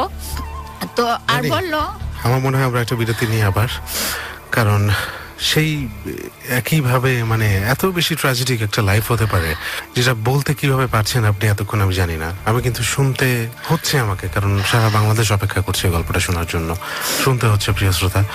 আমি একটা কথা বলবো, এটা হয়তো খুব নীতিবিরুদ্ধই হবে, যে মায়ের সমান কিন্তু ভাবি, যেটা জানি আমরা, বড় ভাইয়ের স্ত্রী, সেই স্ত্রীকে রেপ করছে। মানে মানুষ ভয়ঙ্কর, be careful about human being. I am sorry to say. ছোট্ট একটা বিরতি নিয়ে একটু পরেই ফিরছি। Close Up presents Hello 8920. Close Up. The closer, the better. প্রিয় শ্রোতা, আপনাদের সবাইকে স্বাগত জানাচ্ছি ক্লোজ আপ প্রেজেন্টস হেলো 8920-তে। আর যে সেতু আছি, 2 সপ্তাহ ধরে একটা গল্প শুনলেন এবং তারপরেও কতখানি শেষ করতে পারবো জানি না, কিছুক্ষণ সময় হাতে আছে। যাই হোক, রানী জাবেদ আছেন এবং তার জীবনের গল্পের শেষ অংশে আমরা আছি। সব হারা একজন মানুষ, একেই বলে সব হারা, কিছুই নেই তার। তার জীবনটা আছে, তার শরীরটা আছে, তার সাথে সৃষ্টিকর্তার দয়াটুকু আছে যাতে করে সে বেঁচে থাকতে পারে। রানী জাবেদের কাছে আসছি, আপনি প্লিজ তারপরে বলুন। হ্যাঁ, তো এভাবে আমি আর বাইরে যেতে কখনো পারি নাই এই 3 বছরের ভিতরে।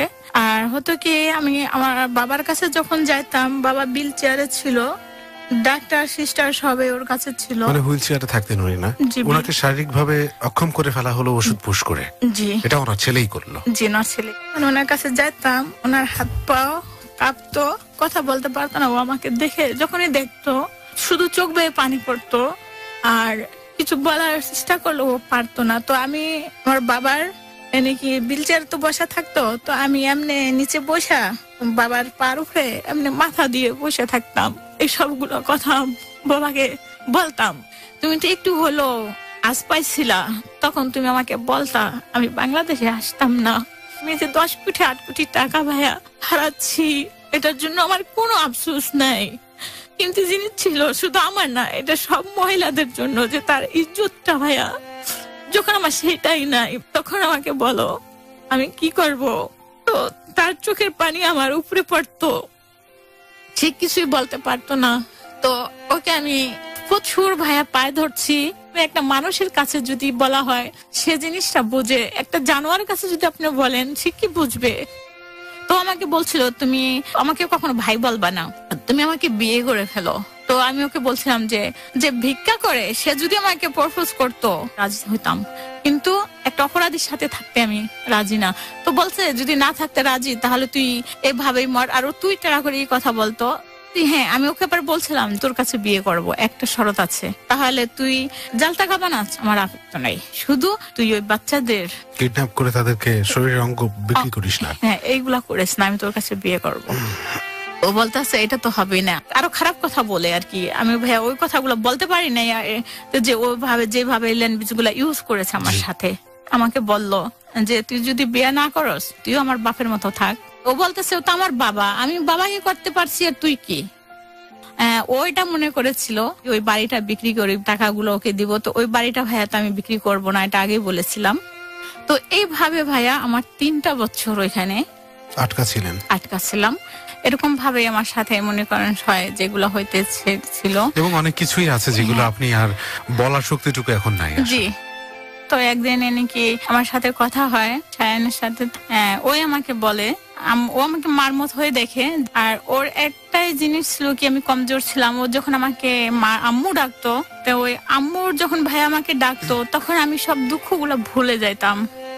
আমি এটা মনে করতাম না যে ও আমার ছেলে না। ওর লাইফটা আমাকে বলেছিল, তখন শোনার পরে আমি ওকে বলেছিলাম ঠিক আছে, তুমি আমার সাথে যার জন্য যেভাবে করেছো ওটার জন্য আমি তোমাকে দোষ দায় কিছুই দেই না, তবে এতটুকু আমাকে করো, আমার এখান থেকে যেভাবে হোক তুমি আমাকে এখান থেকে বাঁচাও। এটা আমার জন্য জাহান্নাম হইতেছে আর আমি জাহান্নাম থেকেই বাঁচতে চাই। 18 চলতেছে, জানুয়ারিতে বলেছিল যে আমি কতগুলা নেশার এনে দিব, ট্যাবলেটস দিব, এইগুলো আপনি যেভাবে হোক আপনি ডিজে কে খাওয়াবেন। আচ্ছা, ওই ডিঙের মধ্যে করে মিলাট করে তার বাদে এটা আপনি যেভাবে হোক চেষ্টা করে আপনি খাওয়াবেন। একটা স্প্রে দেয় যে যদি লাস্ট পর্যায়ে নাকি না পারেন তাহলে এই স্প্রেটা ওর উপরে করবেন, স্প্রে করবেন। জি, স্প্রে করবেন। আমি আরো আগে ওখান থেকে বের হতে পারতাম, ওই স্প্রেটা পাওয়া যাচ্ছিল না। জি, তো এটা এতটুক ছোট একটা বোতল ছিল। তো ওইগুলা ভাই ও যখন আসার পরে নাকি যেভাবে ওই এগুলা করে আমি ওইভাবে নাকি মিলাইয়ে কামিয়াব হয়ে যায় ওটার ভিতরে। প্রিয় শ্রোতা, রানী জাবেদকে যে বা যারা এই বন্দি জীবন থেকে মুক্তি পেতে সাহায্য করলো, বিশেষ কারণে আমরা তাদের নামগুলো প্রচার করছি না, কারণ রানীর প্রতিপক্ষ মানে একটা বড় একটা শক্তিশালী একটা দুষ্ট চক্র, যেটা ওর গল্পে উঠে আসছে। জি রানী, তারপর বলুন।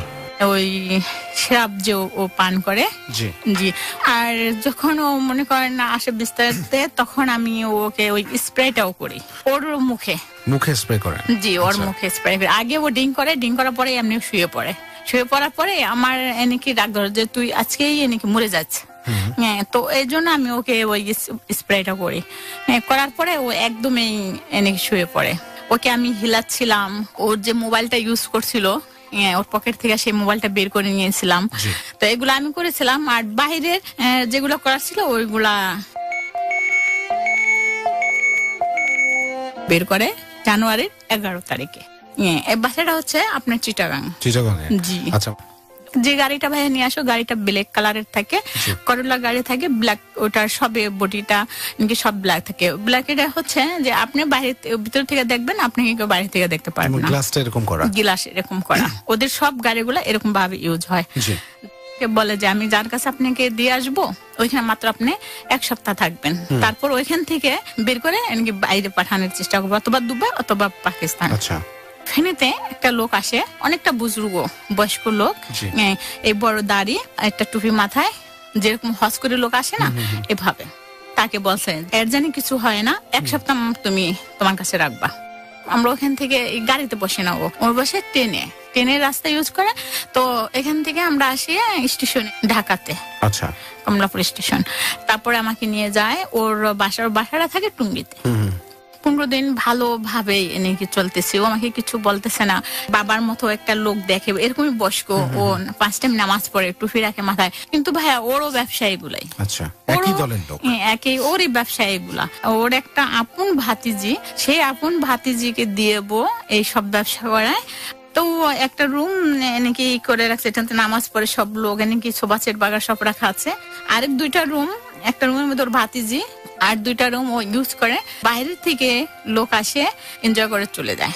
আচ্ছা, ওইখানে আবার আমি দেখছি যেটাকে এখানে বলা হয় বাবা ডাইল বলা হয়, বোতল যে আছে পেন্সিল, এগুলা ওই ভাতিজিকে দিয়ে ওর বিক্রি করতে হয়। আচ্ছা, এবং উনি একজন বুজুর্গ বেশ ধারণ করে ঘুরে, এমনি দেখতে তো বুজুর্গ, কিন্তু বলতে এই জিনিসটা পাপ হবে। আমাকে কিছু বলে না ভাইয়া। তো একদিন আমি নাকি ওই মেয়েটা যে ওর নাম হচ্ছে, আচ্ছা, ওর সাথে ওর আপন ভাতিজি, ওর সাথে আমি দেখি কি ওর সাথে ও খারাপ কাজ করে আর কি। আচ্ছা, এই যে লেবাসধারী একজন মানুষ, সে যাবতীয় খারাপ কাজগুলো করছে এবং নিজের আপন ভাতিজির সাথে শারীরিক সম্পর্কে লিপ্ত হচ্ছে। আচ্ছা, কেয়ারফুল অ্যাবাউট হিউম্যান বিং। জি, তখন আমি প্রশ্ন করি তুমি বাবা জান বলো, এই তো ওর সবকিছু আর কি এভরিথিং বললো। তখন আমি ওকে বললাম যে দেখো আমি এই শখটাকে মারবো, আর আমার সাথে ছিল ভাইয়া ওই স্প্রে আর অনেকগুলা ওষুধ, হ্যাঁ মেডিসিন ছিল। এই ভাইয়া জিনাগুলা করে আমার, এগুলাতে অনেক লাগে, আমি পাগলের মতো হয়ে যাই। আর ওকে আমি মেরেছিলাম মেয়েটাকে। তো আমাকে বলেছিল যে দেখো আমি জানি না তুমি কে, যদি তুমি ওদের সাথে থাকো তাহলে তুমিও বাধ্য হবে। তখন ভাইয়া আমার ওই কথাগুলো মনে পড়লো যে আমি তো এটার ভিতর থেকে আসছি, এবং বের হতে পারেনি, এখান থেকে মেনে নিয়েছে। জি, মেনে নিয়েছে। তো তারপর আমি কি বললাম যে ওকে যদি মেরে ফেলো না, তখন বললো কি করে এটা হয়। আমি বলে আমি যদি করি তাহলে বললো তুমি করে দেবো আমাকে কাজটা, হ্যাঁ তাহলে আমি তোমার সারা জীবন কৃতজ্ঞ থাকবো। আমি যদি করে দেই তো তোর কিন্তু বাসা ছাড়তে হবে, হ্যাঁ তুমি দেখাও, তাহলে আমি তোমাকে মানবো যে না তুমি বাহাদুর মেয়ে। তো এরকম ভাবে করলো। আর আমি যে কোথা থেকে আসছি কি আসছি এটা আমি কিছুই জানি না, ওকে কিছু বলি নাই। তো তারপরে ভাইয়া আমার সাথে ওই মেডিসিন গুলা থাকে, হ্যাঁ আর ওই স্পাইরা থাকে। আর এদিক দিয়ে হয়ে যায়, সরি একটা কথা ভুলে গেছি, এক সপ্তাহ ও যে আমাকে নাম্বারটা দিয়েছিল নাম্বারটা বন্ধ পেতেছি। 15 দিনের মাথায় এনেকে ওকে আমি বলি যে কাজ করো, যখনই তোমার কাছে আসবে খারাপ কিছু করার জন্য, তো ও তো মনে করো বাবা খায় এই খায়, তো ওকে যেইভাবে হোক চাতে পারো অথবা কিছু মিলাই পারো, এইগুলা মিলাই দিয়ে ওকে খাওয়াবা। আচ্ছা, খাওয়ানোর পরে স্প্রাইট ওর উপরে এটা দিলেই বেউস হয়ে যাবে। তো কি করছে ভাইয়া ওইগুলা খাওয়াচ্ছে, পুরা স্প্রাইট ওর উপরে করে দিছে। তারপর ওর সাথে এনেকে আমি কিছু খারাপ কাজ করি। আমি খারাপ কাজ বলতে আমার তখন অনেকটা ভাই আমি নিজেকে ধরে রাখতে পারি না। আমার নাকি দেওরের যে এটা ছিল ডিজের, ওর রাগটাও আমার এর উপরে আসে। তখন ও যে এলফি হয় না, ওটাকে আমরা এলফি বলি, আর এখানে জানি এটাকে অন্য, এটা ও যে কিছু জোড়ানো হইলে কিছু হলে আঠা, হ্যাঁ সুপার গ্লু, হ্যাঁ হ্যাঁ হ্যাঁ সুপার গ্লু, হ্যাঁ। তো তখন নাকি এই সুপার গ্লু গুলো নাকি আমি বলবো অবশ্যই, হ্যাঁ ওর নাকি আমি সে ঢেলে দিই, বুঝতে পেরেছি, বুঝছে। কার কাছে জীবনে বেঁচে থাকে তো কার কাছে যেতে পারবি না। এই কাজটা করে এনেকে ও আর আমি বেরিয়ে যাই। আচ্ছা, হ্যাঁ ও বলতে আন্টি আপনি কোথায়, ওদের বাড়ি আবার নিজস্ব বাড়ি ওদের বরিশাল, ও বাবা মা নেই। তো যাই হোক ও বলতেছে আমার চিন্তা আপনি করেন না, হ্যাঁ আপনার ওইখান থেকে ভাইয়া শুধু আমি আমার যে পরনে কাপড়টা ছিল ওই কাপড়টা নিয়ে 1002 মতো টাকা এনেকে আমাকে দেয়। আচ্ছা, হ্যাঁ বলতেন আন্টি আপনি কোথায় যাবেন, তো আমি বলতেছি আমি নিজে কোথায় যাবো সেটা তো বলতে পারি না, এক জাহান্নামের থেকে এসে আরেক জাহান্নামে পড়তে চাই না। কেন ওইখানে যদি নাম্বারটা খোলা পেতাম, হ্যাঁ তাহলে ভাই আমি ওখানে থাকতাম। আমি জানি না ওর সাথে কি হয়েছে। তো যাই হোক ওইখান থেকে আমি ওই যে স্টেশনটা নাকি আসছিলাম ওই স্টেশনে আমি যাই। তো আমার এই ছিল যে আমি কোন একটা মাজারে চলে যাব, কোথাও কারো বাসায় আমি আর যাব না, সবই একই রকম লাগতেছিল ভাইয়া। হ্যাঁ যেখানে যাই ওইখানে এসব। তো এগুলা করার পরে তো ওকে আমি ওই স্টেশনে যাই মতন ওইখানে একটা যে ওকে নাকি সবাই ওইখানে নাকি ও একটা পাগল আর কি, হ্যাঁ পাগল, মানসিক ভাবে ও পাগল। আর এমনি ওর সাথে সবাই ওকে ওইখান করে সবাই বলছে যে আমরা নিয়ে গেছিলাম ওর সাথে একটা জিন আছে, এই ধরনের। হ্যাঁ আপনি ওনাকে কোথায় পাইলেন? ওকে আমি কমলাপুর স্টেশনে পাইছি। জি ওকে সবাই দরবিশ বলে। তো আমি নাকি কোনায় এভাবেই এই বকরিটা আমার পরনের ছিল, এভাবে কোনাতে এমনি বসে রয়েছি, বেঞ্চ আছে বেঞ্চের উপরে, আমি নিচে না, বসে বসে ভাবতেছি যে আমি এখন যাব কোথায়, এখান তো আমার ধরার কেউ নাই, কিন্তু আমার এখান থেকে যেতে হবে। আর আমি তখন নাকি বলছি যে কোনো একটা মাজারে চলে যাব। তো এরকম ভাবে ও আবার বসে নাকি কলা আছে, ও কলা খাইতেছে আর আমাকে আমার তরফ দেখতেছে। দেখার পরে ও আমার কাছে আসছে, আমার কাছে এসে বলতেছে তোমার কি হচ্ছে? তো আমি বলতেছি যে বাবা আমার কিছু হয় নাই, আমাকে আমার মতো থাকতে দাও। তো বলতেছে যে না তুই তো এখানে অসহায়, তো তোর তো কেউ নাই, তো তুই আমার সাথে যাবি। ও কিন্তু ছেলে ভাইয়া, একটা আমার ছেলের মতোই বয়স। জি। তো এরকম মনে করেন ওরা এরকম দাড়ি এরকম মনে করেন কাপড় পরে কিন্তু ময়লা, হ্যাঁ ময়লা। তো ওকে আমি বলতেছিলাম যে তোমার সাথে কোথায় ভালো মানুষের সাথে যে যাই ভালো মানুষ পাই না, তো তোমার সাথে কোথায় যাব? বলতেছে তুই যাদেরকে পেয়েছো সবই ভুল, তুই আমার সাথে যদি যাস তাহলে ভালো থাকবি, চল তুই তো আমার মা।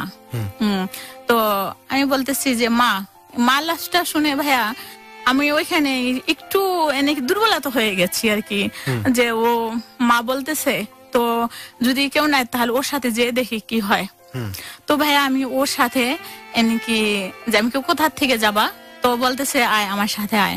তো হ্যাঁ তো ওর সাথে গাড়িতে নাকি বসছি, ওখান থেকে এসে আসছি, গাড়িতে আসছি, আসার পরে যেখান থেকে আমি আসছি উঠছে বলতে মাজারে থাকি, আমার সাথে মাজার। তো মাজারের নামটা নিয়েছে মতন আমি আরেকটু কমজোর হচ্ছে যে হ্যাঁ আমি মাজারে যাব, দেখি কি হয় জীবন। তো তখন ওর সাথে মাজারে আসি, মাজারে আসার পরে দেখি যে বাকি ও মাজারে থাকে, আর ওখানে থেকে সবাই খুব বলতেছে আমি আমার মা পেয়েছি, আমি মা নিয়ে আসছি। তো ওরা বলতেছে তোর মা এত বছর পরে থেকে কোথায় থেকে আসলো?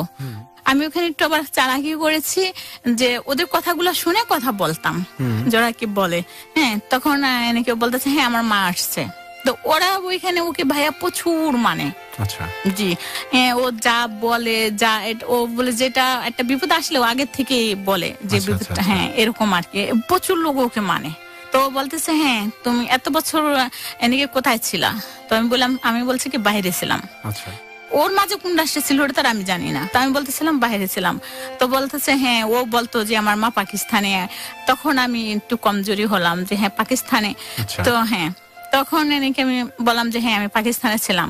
তো পরবর্তীতে একজনের এনেকি এরকম করে 2-4 দিন থাকতেছে, তো একটা মহিলা ওকে, ও আবার ওইখানে সব ঘরে ঘরে যায়, জি। কেউ ওকে বাধা করে না। আচ্ছা, আচ্ছা, হ্যাঁ, বড় বড় হোটেলে খায়, কেউ সবাই ওকে খাওয়ায়।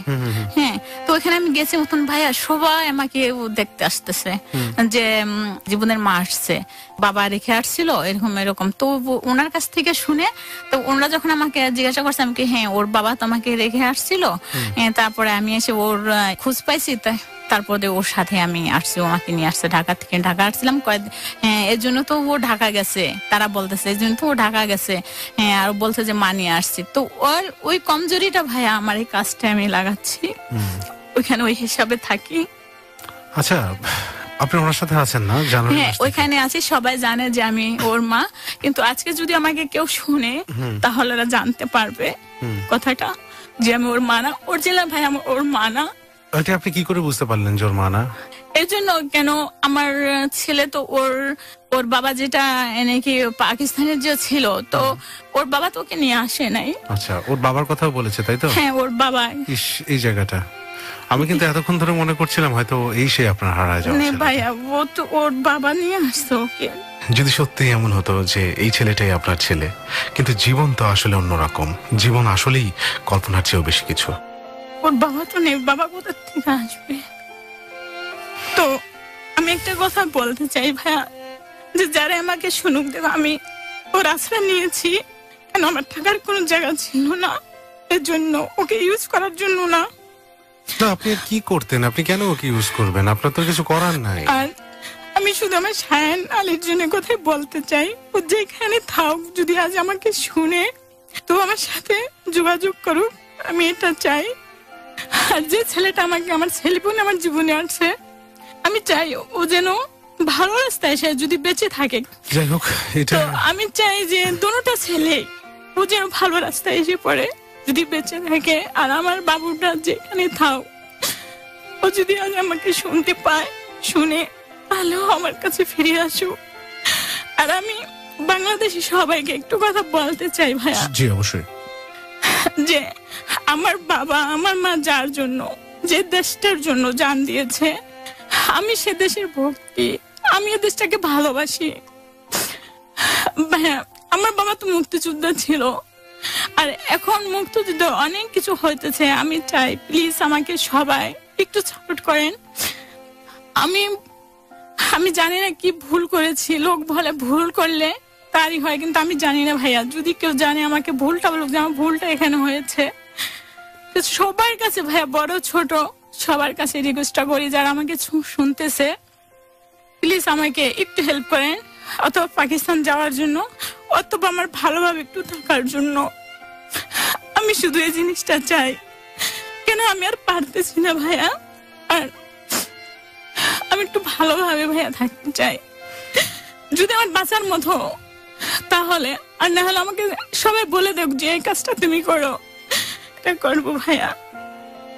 আমি সবার কাছে শুধু হাত জোড়ে কথাটা বলি যে যতটুকু এরা পারুক, অথবা আমার এতটুকু আমাকে পাকিস্তানে পাঠাও, দেব, আমি ওখানে চলে যাবো ভাইয়া। আপনার পাকিস্তানে বাড়ি বা আপনার অনেক কিছু তো রয়ে গেছে ওখানে, না? জি, ওগুলো কি আছে? ওগুলো জি জানেন? আছে।